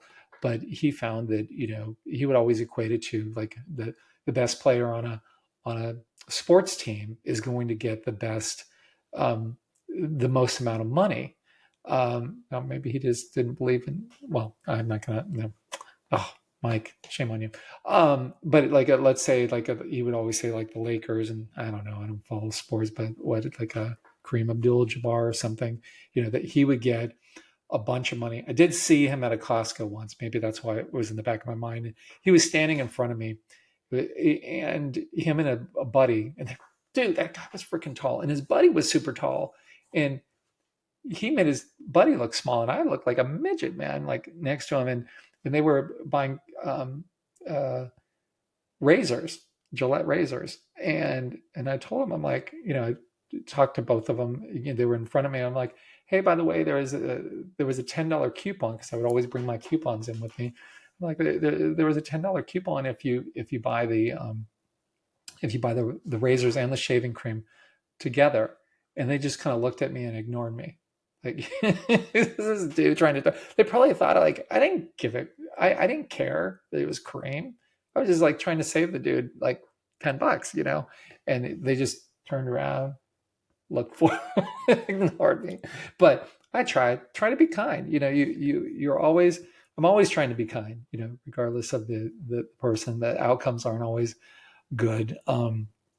I was thinking about that today when I was on my morning walk, and I was thinking about, you know, what was I going to say about being kind? And one of the times that I was kind that it backfired on me was, and I'm pretty much done with the stock stuff. So if you want to go, you can, you know, but who knows? Maybe I circle back to it. Maybe I don't. But it was this old lady, this elderly lady, who clearly had a hard time walking, and her elderly dog. It was a corgi, and it was like a corgi mix. It looked like it was mixed with a raccoon. I swear to God, it was looked like a corgi, but it looked like twice the size of a normal corgi, and its tail was like a raccoon. And I was at this pet store, and she was getting this big giant bag of dog food. And I'm like, how is she going to carry this out? And I was just waiting for my better half. And so I'm like, hey, I can walk that out to your car with you if you'd like. And she's like, no. And I'm like, I really don't mind. And so I did, and I took the bag. There's no way that she could have took this to her car and walk it over there and put the bag in the trunk. And then I'm like, oh, would you like me to help you get the dog in? Because the dog was the dog was elderly. And she's, oh, that would be great. And, just be careful with him because he's got a bad back. So I was super careful. I put my arms underneath um, both of its legs, and I lifted up to put it in the car, just trying to be kind, trying to, help the sister out. And the corgi, because it didn't know me, and I knew better, but it's a cute little dog, latched onto my face like it was kissing me, and on both sides, and just locked its jaw on my face. Never before or after I had so much pain in my life. And it wouldn't let go. And I finally got it to let go. And she's freaking out. I'm freaking out, right? Trying to not make her feel bad. I'm in the most pain ever. I thought my face was ripped off. No kidding. Like, no kidding. Like, I'm like, my face is gone. Um, and I'm just like, go back up to the store to get my better half, because we were supposed to pick up my son from tennis practice, which was like 10 miles away. I'm like, I don't know what to do. I didn't have anyone else to pick him up. And like, I'm like, we got to call the ambulance or something. And so we were just thinking, how am I going to get to wherever I'm going and then have her pick up my son? And we're just thinking through this. We're like, let's just get in the car and go to the emergency, or, and there was an urgent care down the street. And so we get there, and I'm able to call someone to pick up Eric. And so that's taken care of, and they're going through. And I mean, I'm in just like, I mean, I I've since looked at my face, and it's so bad, but at least it was there. I thought it was all ripped off. I literally thought have you seen that movie like Face Off, with John Travolta, I think, and maybe I'm getting the people mixed up, but that's why I thought my face was gone. And make a long story short, they were counting the number of stitches, and that's why I keep a goatee, because I had some of my scars. They stopped counting at like 100, 100 of them, and then I'm like, man, they were done, and they kept on running out of boxes and having to go to the other room to get more sutures. And I'm like, I just don't, it doesn't feel right inside my mouth. I mean, it doesn't feel, they're like, oh, that's probably, I'm like, no, it just really doesn't feel, could you please look inside my mouth again? And they look in again, and they realize, it punctured all the way through. So now they have to do a whole new round of ones inside. And they totally screwed up, man. They put one, they were supposed to be dissolving ones on the inside. They put one of the old ones. So I still have one stuck in here, and they tried to take it out, and it was just, it's going to have to be a surgery involved. I'm just like, screw it. I'll just deal. So I have a, well, I don't know if it's fallen out by now, but anyways, that was the most painful episode of my life. And she was so worried that I was going to sue her or whatever. I'm like, I'm not going to sue you, like, ran into her once, and I'm just like, hey, how's the dog doing? And we just we had a agreement in writing that she would never take the dog out without a muzzle or whatever, because she was afraid I was going to report it and then have the dog put down, and I would never in a million years do that. But we did have a very clear understanding that the dog couldn't be around other people without a muzzle, and the dog wasn't going to be around much longer anyways. And so I was, the moral of that story is just be kind, but remember, like, just being kind doesn't add instant karma to your life. But I would still do the same thing over again, because I don't know how that poor lady would have gotten that in there. And we had a cruise that weekend that we had to cancel because it was bad. So anyways, that was a little story about being kind. Now, I just wanted to tell this other thing about how I like to build things and how I kind of think of, like, Bill, because he was, a role model in that way, because he would build things, just whatever he wanted. And he would think of things his own way. And that's how a lot of the things at the firm worked, is he would just have some bee in his bonnet of something that he would want to change. And one thing was, before the newspaper came out, was the printed book. So the institutions, this is before Wanda, which was the institutional version of Market Surge, and before Daily Graphs and all that stuff. Everything was just in print. And he had these maroon books that were like this wide, and 2 volumes of them like this big. And those are the ones that we get every weekend. And he would, he was the first person to have a daily stock database, the way he did. And, starting off in the early to mid 60s with that. And he built out the database, and then he would send these books out and charge a ton of money to institutions because it was so valuable, right? And get these maroon things. And he kept on having problems with the printer. Like, so here he had this whole organization, and then he was using these books to trade and then selling them to people to help pay for all that stuff. And our printer at the time, this probably, I don't know what year it was, but when I was just a little kid, the printer would, like, at times just not work. And so he's like, screw this, man. I'm going to build my own printing company. So he started what ended up being one of the most successful printing companies that no one's ever heard of, that is still around, and they still do a bunch of really cool printing things, even though print is dying when there's fewer players there. So it's a very lucrative part of his estate's business. And so he would print these. So he would just, and he was that way with everything. Like, he would just, if there was a problem, he would just build it himself. And it was the same thing with the newspaper. And then he would start, he had a big printing press. It was like this super cool, like in this monstrous, warehouse type of thing. It was so cool to see, like, go and work. And, whenever you take a tour of it, like, it was a dangerous place, frankly, getting all these machines and stuff. But that's just how he was a tinkerer. And that's how I like to think of myself too, as an inventor. And really my role model for inventions is Eddie Van Halen. And, I'm a huge Eddie fan. And, excuse me, let me just share this. So this is, his Frankenstrat. And where this came from was Eddie, and I'm not joking at all about this, by the way, about him being my role model for the way I build things, is he, and if you're not a guitar geek or whatever, that's fine. You'll still understand this. There's basically like 2 types of guitars. There's Gibsons and Fenders. There's others, but those were the 2 cores, back in the day. There's a whole bunch of other ones, good ones, but it's kind of like GM and Ford, or Mercedes and BMW or something like that, like two big rivals. And he liked some of one of them, the Gibson, Les Paul. He liked, and Les Paul is someone I try to model myself after too, is because he was a tinkerer and an inventor, and always inventing things. And if you Google what he's invented, it's unbelievable. And him and Eddie were friends. And anyway, so he likes stuff from Gibson's and he likes stuff from Fenders.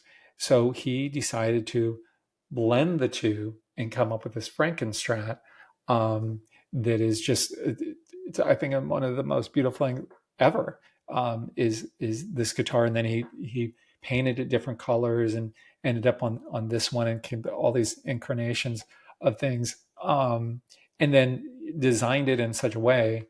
Here, let me blow this up. Like, these are the pickups that that are in there, and this one isn't even connected, but he was just fooling with, messing with people, and all of this stuff doesn't even work in here, that this is what works and this is what works. And so he didn't know how to wire the tone knob for things and make it sound right, so he just put the one volume knob on there that with his sense of humor put as tone. And that's kind of like why I do kind of my sense of humor with like the Webby RSI, which is something I built that we'll talk about in the future. That it's got a silly name, and my quicksand Grateful Dead. And yeah, he just had a sense of humor if you knew what was going on. And so, he came up with this because he didn't have something that worked for him off the shelf. So he would design it himself, and he did this with amps as well.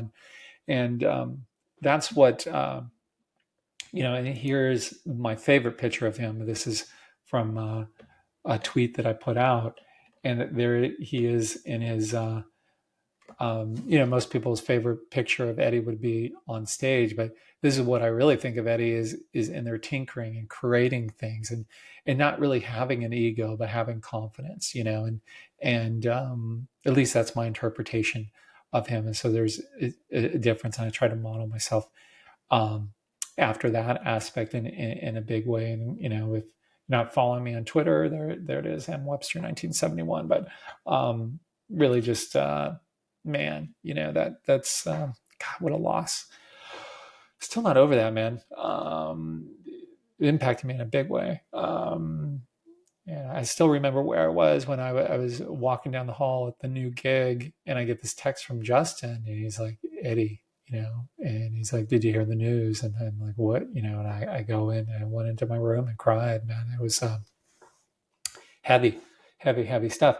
So let's go into, well, I'm going to go into that in a second. So the point of the Eddie story was really how I design things. I don't use, much like Eddie, didn't use anything off the shelf. Like everything that he used, he modified in one way or another, and lots of times in big ways.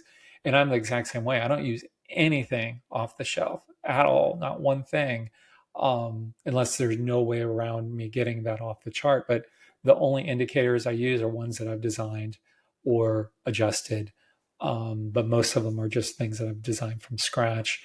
I'll use Bill's 12-month RS, but I'm tweaking that one right now, frankly, but because it needs some improvement. But everything I use is just stuff that I built, and the reason for that's not an ego. Is that if you build something, you know where the weaknesses are. So with this 3-month, and why I bring this up is this 3-month isn't perfect, because you've got to realize that by the time something is up at a 90 or something 3-month RS, it's probably extended. So you really want to look at it really as it's moving its way up. So we will design something in market surge, but it's going to take some time where we can see the historical action of these different ratings. And I built that for Wanda, our institutional product, a couple of decades ago.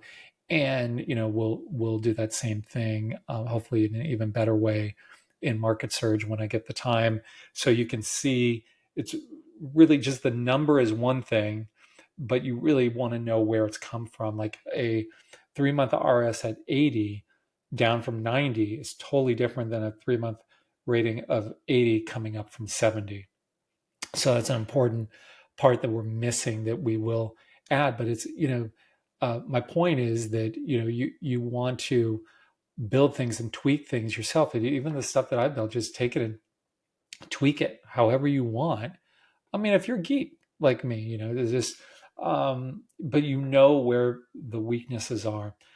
But okay, that's that. And so now we're sorry, it's probably 10 minutes of really meat, and hour and 30 minutes of me babbling, but I'm sorry. It's just, it is called Webby Rambles On. So what do we got on today? One of my favorites, if not my absolute favorite, EC, Eric Clapton. And he has had such a big impact on my life in many ways. And so much so that, I named my son after him, and actually took my twins to see him live while they were still a few months before being pregnant. Because I'm one of those geeks who believe that, the kids can hear sounds and stuff like that. And so took them in August of, I guess it was August of 21, to the Forum. Saw Clapton 2 nights in a row there, and didn't with I didn't want to risk 2 nights, so didn't take them the second night. But anyways, and yeah, Eric Clapton is so interesting on so many levels, not just the guitar playing, but the person himself. And it really bothers me that the cancel culture people have gone after him as they've gone after so many people. And if you really know, he's one of the kindest people out there from what he's done. Like he took his guitar collection. Well, I'll step back from it. People should really read his autobiography that he had, and I have a picture of it in a second that I'll show. But his autobiography, because he was a heavy drinker, and he was heavy and into drugs, and hit rock bottom, and then has recovered from that, and it's been decades and decades that he's been completely sober, and so much so that it was so important to him that he started this Crossroads Center out in Antigua, a little island, and he's funded this to get the locals there who couldn't afford, they were addicted to drugs or alcohol, and to get them off of it, with the help. Like, I stopped drinking on March 2nd of 2023, but I just did a cold turkey because that's just my willpower. Like if I want to do something, I just do it, man. It might not be fun, but I just do it. But lots of people need help, in doing it. And so to fund that, he does these concerts every now and then and brings all these people and raises a bunch of funds. But he took the most prized possessions that he has, his guitars, like Blackie and Brownie and all these ones that he played on, Eric Clapton Unplugged, and, like hundreds of guitars that he's given away at these auctions, and they've raised millions and millions of dollars. And he's selling these very auctioning off for charity, these things that are priceless to him, so he can help others. So that's a big part of how I look at things. It's like, those are the type of role models you want to have. And it just kills me that the people take out of context some someone's going to put something. So if you put something negative about Clapton in my thing, man, dude, don't expect a nice response from me. Like, do your homework on it. They have clips of him being high on like heroin, and which from my understanding is it's about as hardcore as things get, as well as being drunk on stage saying some really horrible things. And he's deeply, and that was in like the 70s, and they because it was because of his stance on vaccines and stuff, they came out and tried to cancel him, and that was very sad to see. So I've always stuck up for him, and was blessed to my old boss with one of the kindest people. At my gig out here for my 50th birthday, bought me front row tickets to see Clapton. That was, like, who does that? And they weren't cheap, because he bought them on the secondary market in front row center. And wow, what a just unbelievable kind gift. And so anyways, so that's Clapton, being kind to people, but still getting shit on, frankly, by the public. But I wanted to share um, my other thought on Clapton. Why I wanted to bring up Clapton today was I really look at Bill's career very much as Clapton's, because I studied Bill's trades. That's what I would do all the time, is study what he did in the 70s, what he did in the 80s, what he did in the 90s.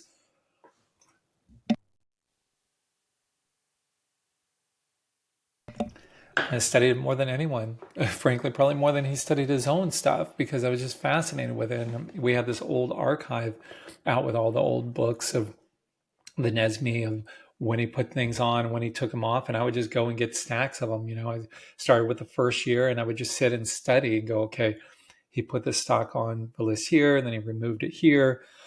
What was he doing? And that was after I'd become a PM and after I was working on the Nesme list with him, which is an institutional buy list that we would sell to clients like Fidelity and stuff, that I worked with him on and putting things on and off, and as well as on our avoid list, which was essentially a short list for institutions, a short.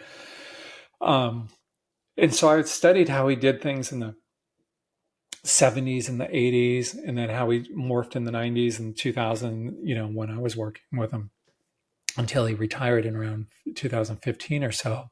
And, so he changed, just like if you follow what Eric Clapton did over the decades. He started off in the Yardbirds, which was kind of a pop band, and then he left because he didn't like the whole pop thing, and then he went on to John Mayall and the Blues Breakers, which was a very important time for him. And he was very, and this is where there's a point to it. He was very rigid and orthodox, because John Mayall was that way, a very hardcore blues guy, the way Bill was very hardcore and rigid with the way he would position trade. And so what happened is Clapton was doing that, and probably one of his best albums, thought of as like the Beano album. Really, really good stuff, but is very traditional blues and just great playing and just perfect. Like, just please go listen to that one. And so he was doing that, but then that got really kind of stale for him. And then he went off and he did Cream, which was complete contrast, a trio and just great music. Think Sunshine of Your Love and stuff like that. And that got big, and then they broke up, and then he went off and he did his own thing with Derek and the Dominoes he didn't want his name attached, so he didn't have that ego. And so he did the whole Derek and the Dominoes, which is the Layla sessions, which I don't know if you can see, but I've got it up top there. Let's see if you can see up there.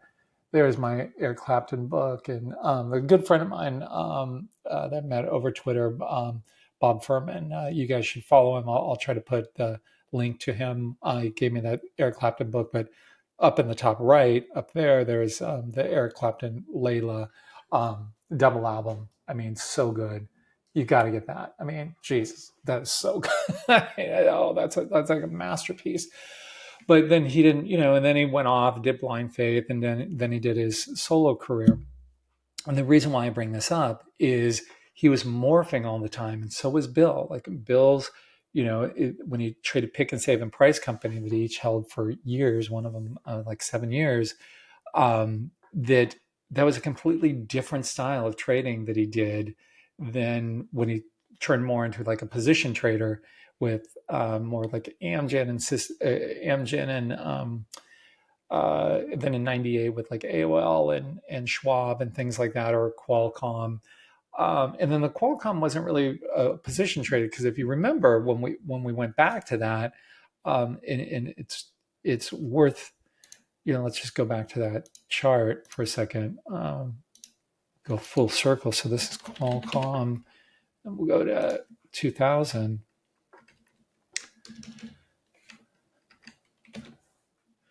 So this enormous move that it had here, the enormous run that he started buying it down here, went up there. And look, let's go back to the actual top. That's, I think another week. Oops. That was the week before. Go out to the end of 99. So that was up 22,000 or 2,248% from that time to that time. but he was trading it, almost all in at times on full margin, like 200% long the same stock. And I don't want to say this like this, but he was only up 400% on that, which the math just doesn't make sense. And that because he was actively trading it, because when you're that heavy, and another reason why I was saying in the other episode was, when I was talking about Apple, in when I went 120% in Apple, and that's part of that other podcast that I did on Apple, how I didn't trade it right, and I should have capped my gains, capped my position at 25%, because I would have handled it better and would have frankly made more. So imagine if Bill would have just put 25% in Qualcomm, or kept 25% as his max, how much he would have been up, because then he would have had 75% of his account that he could have put in cash when needed, or 75% in other stocks, what type of return he would have had, trading it then. So there was room for improvement. It was really ballsy the way he traded that and everything. And it was, the best liquid leader during that time frame. But, come on, who's fooling who? Like 400, 500% off of, let's call it 600%. When something goes up 2,200% and you've taken on the risk to go 200% long at times, like that math doesn't add up. So there's always room for improvement. But that was because he had more. Now, if he would have been trading it the same way that he would have traded back in the 70s, he would have captured that full 2,200% on margin. So his returns would have been enormous. But the way he would hold things afterwards, he might have still been in it, frankly, down there. Because if you study some of the stuff that he did before to hold it, he helped Pick and Save and Price Company through some really ugly things that in the 70s and 80s that he never would have done later. So it's just telling you that there's always room for improvement. Like, there was times where, let's go to the Qualcomm, that I just know secondhand because I wasn't working with him at the time, but that was in April of 99, that he was upset. Oops, why did that do that?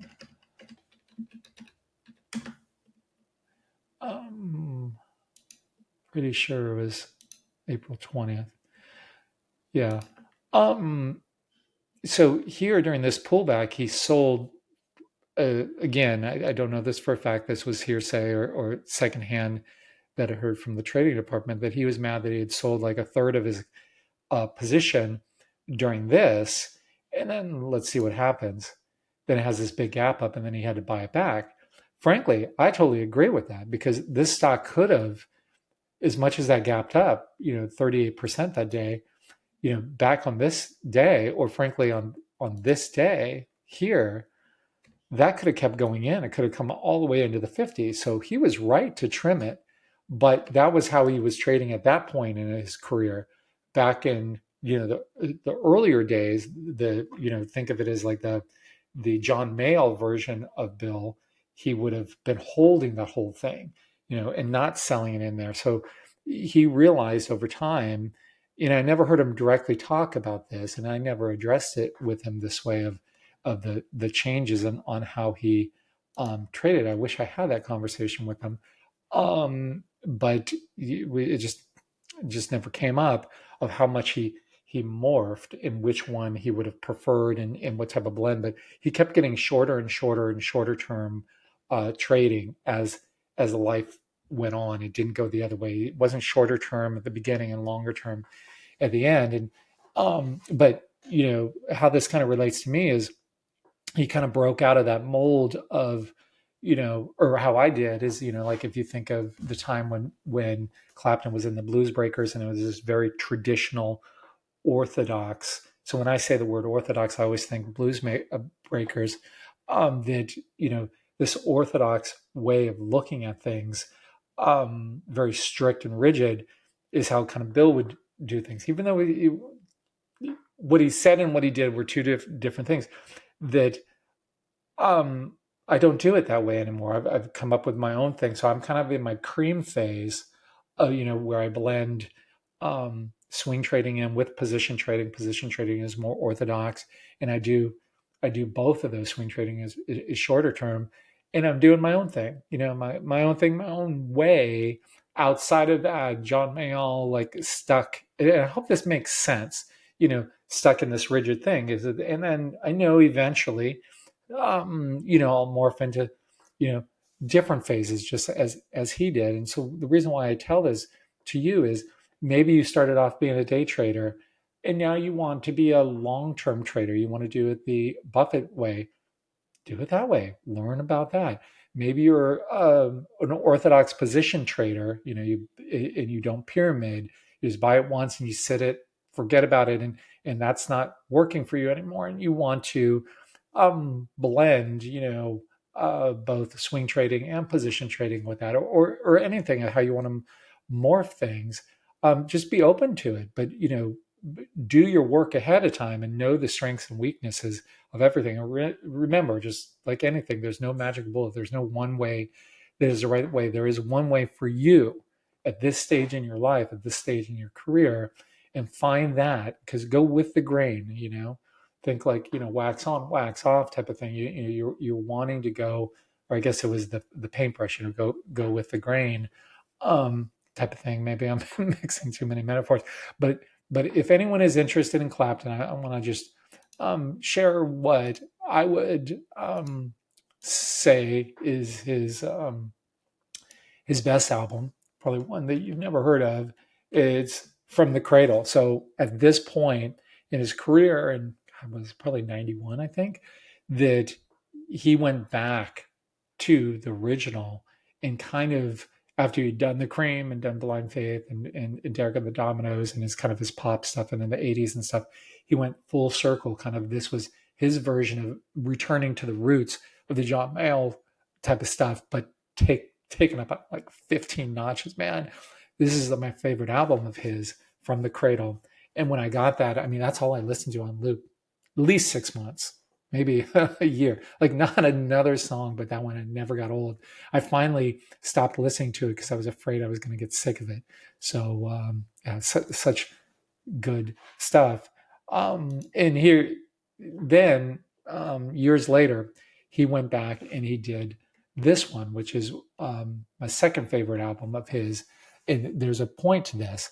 This was him looking back at Robert Johnson, who was this was an album of, it's called me and Mr. Johnson, and I'll just stop sharing with that.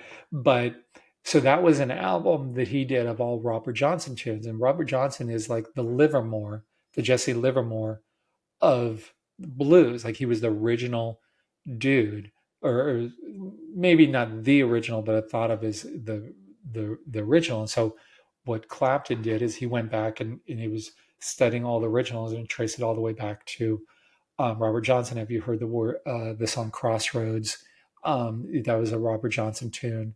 And there's a great movie out there with was it the Karate Kid dude? I think it was that that I hadn't even thought of that. That did I think it's called Crossroads, and it's about Robert Johnson's life in it, and it's a really good story. I haven't watched that in a decade or so, but worth watching. But anyways, he's thought of as the founder of the foundation of blues, even way before BB King. BB wasn't actually a fan of Robert Johnson. He just didn't like, because there was that's a long story. But so anyways, you go back to in anything you're doing, you want to trace back to the originals. And that's why I base all my stuff off of Livermore. And that's really what Bill based his stuff heavily off of Livermore, and some others in there, like Loeb and Darvis to a certain extent, and others. But I really base my stuff off of Livermore, the way Clapton bases his stuff off of Robert Johnson. So I always kind of look back and see, and it's just fascinating. I could talk about the Robert Johnson stuff forever, but you can see why I named my son after Eric. I'm quite the big Big fan, and I made the biggest mistake in Santa Monica on Third Street one time when my kids twins were just still in strollers, and I saw Eric Clapton and his entourage going into this store. I think it was the Diesel store, some high end store there, and the lady I was with, their mother, said, "Oh, you should go, say hi or whatever." And I was just too scared to go say hi. I named my son after him, and I never got a chance to meet him. And that was my one opportunity. What a stupid fool I am. That wasn't too bright of me, but I do a lot of things that aren't too bright. But so that's the moral of the story. You see someone famous, just go up and say, "Hey, thank you for what you did."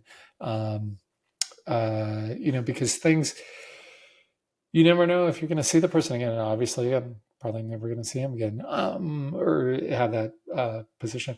But the other things, well, I've kind of gone on long enough. There was another point that I actually took a note because I'd forgotten some. Oh, this was the thing that I forgot in the last story that I really did want to tell. And so again, like, you don't have to listen to this, but if you like the last one that we did on fear, I forgot some aspects of the story.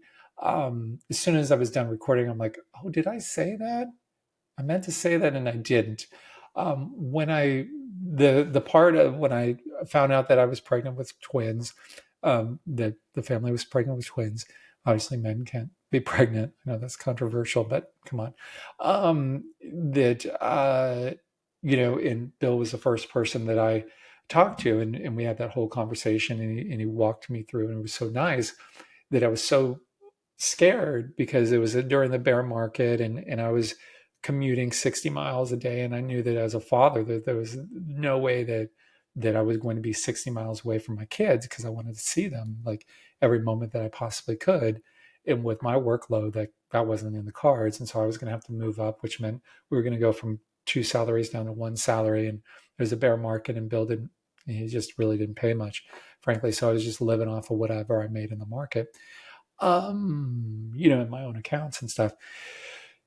And that was a tough time. That was hard. And I told him, I'm like, hey, I'm really nervous about this. And he was talking, and I said, I'm going to have to come up and work up closer, and go down to one salary. And the nicest thing, and it was a big regret, kind of like much bigger than not saying hi to Eric. He's like, well, our maid just, moved out, and we have a maid's quarters and everything. And why don't you guys just move in with us? And I'm like, I told him no because I was afraid that their mother wasn't going to like living at um, at Bill's place, which was uh, so stupid on my part, man. I could have lived there.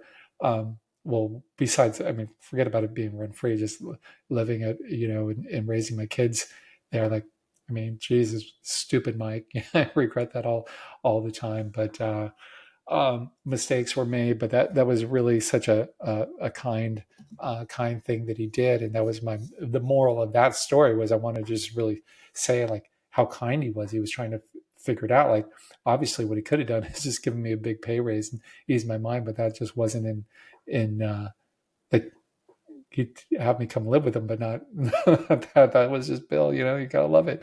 And the other thing was about fear, and it was talking about the different workshops in the last episode, and I really think everyone should watch that. I think you'll gain a lot. Nothing about stocks, but you'll gain a lot from that. That when Bill was done, when the two of us were done with our workshops, that we would travel around the country, and it was just he was getting up there in age and had a lot of other responsibilities that the traveling was just too much for him. And you got to remember, he had to have bodyguards with him because we'd have death threats and stuff because the newspaper was very political. And whenever you're political, you see what's happening with poor Elon Musk right now. And I know people love to hate him right now, but Jesus, come on, get over it.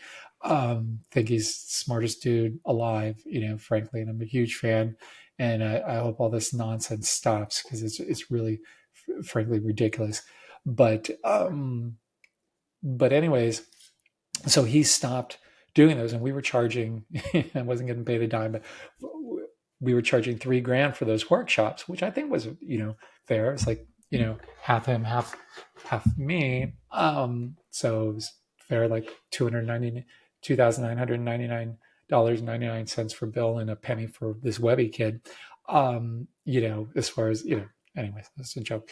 But he was just done with that, and we were just doing the Santa Monica once a year workshops, and but they wanted to continue on these and charging $3,000, and it was going to be Chuck and I, and like, shit, man, like Chuck and I can't go in there and charge the same amount that we were charging with Bill. Like, we're going to get laughed off the stage. That's not right. But there was no pushing back. I would have just done them for free. But so they wanted to keep the price the same. So we're like, man, we really got to step up our game. So we took the workbook that I'd been doing with Bill, and we kind of used that as a loose foundation. But then we just went crazy, Charles and I, with massive amounts of help with Justin, because Justin was involved with everything. Anything at IBD, Justin was involved with in a big way. And we built this chart school that was like this big, and I really wanted it on 11 by 17, these big binders. I don't think I have one handy, but you saw it on one of the last ones that, and it was like this thick, and we had all these examples. And because I said, if people are going to pay $3,000 and they're going to just have us two jokers up there, then I want them to at least walk away with something that's at least worth $3,000. And that was my intent with that. And that's where I put the IPO base in for the first time, was in that chart school. But so we had worked all this time to do the chart school, and it was going to be at this place in Santa Monica, which was right down the street from Bill's house. And so our first one was there, and I got super sick before our first one, like the sickest that I'd been in my life at that point. And it was the Thursday before the workshop. It was a Saturday workshop, and I was so sick, I got up to go to the bathroom and passed out, and I crashed through our shower door.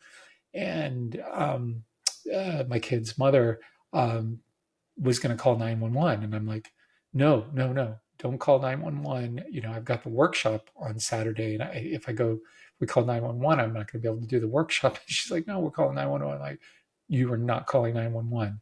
And so I slept there on the floor, curled up in a ball, and that was a hard night.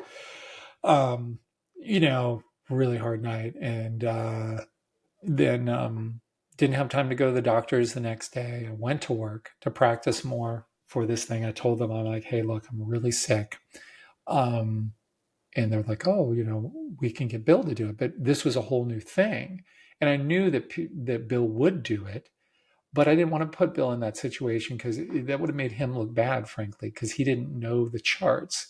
And you can get away being Bill just for so much. You can't just go cold with absolutely no, like, it was a whole new workshop, that people were flying out, and we'd get people from all around the world, flying out to these things, from Hong Kong and Europe and stuff.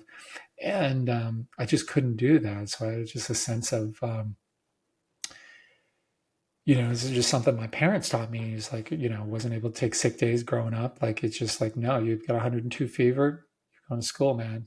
That's just the way I was brought up and raised. And so I'm like, no, I'm doing this workshop. But I told them, just in case, like I passed out or something, I'm like, hey, let's just have Bill around on call to be able to drive down, since he was just a couple miles away. So I put a smiley face on. No one knew I was sick. I was sick as can be. And I just do remember, because I just had this habit of on stage, because I was talked about on the last one about how I didn't look at the notes. So we'd have a podium.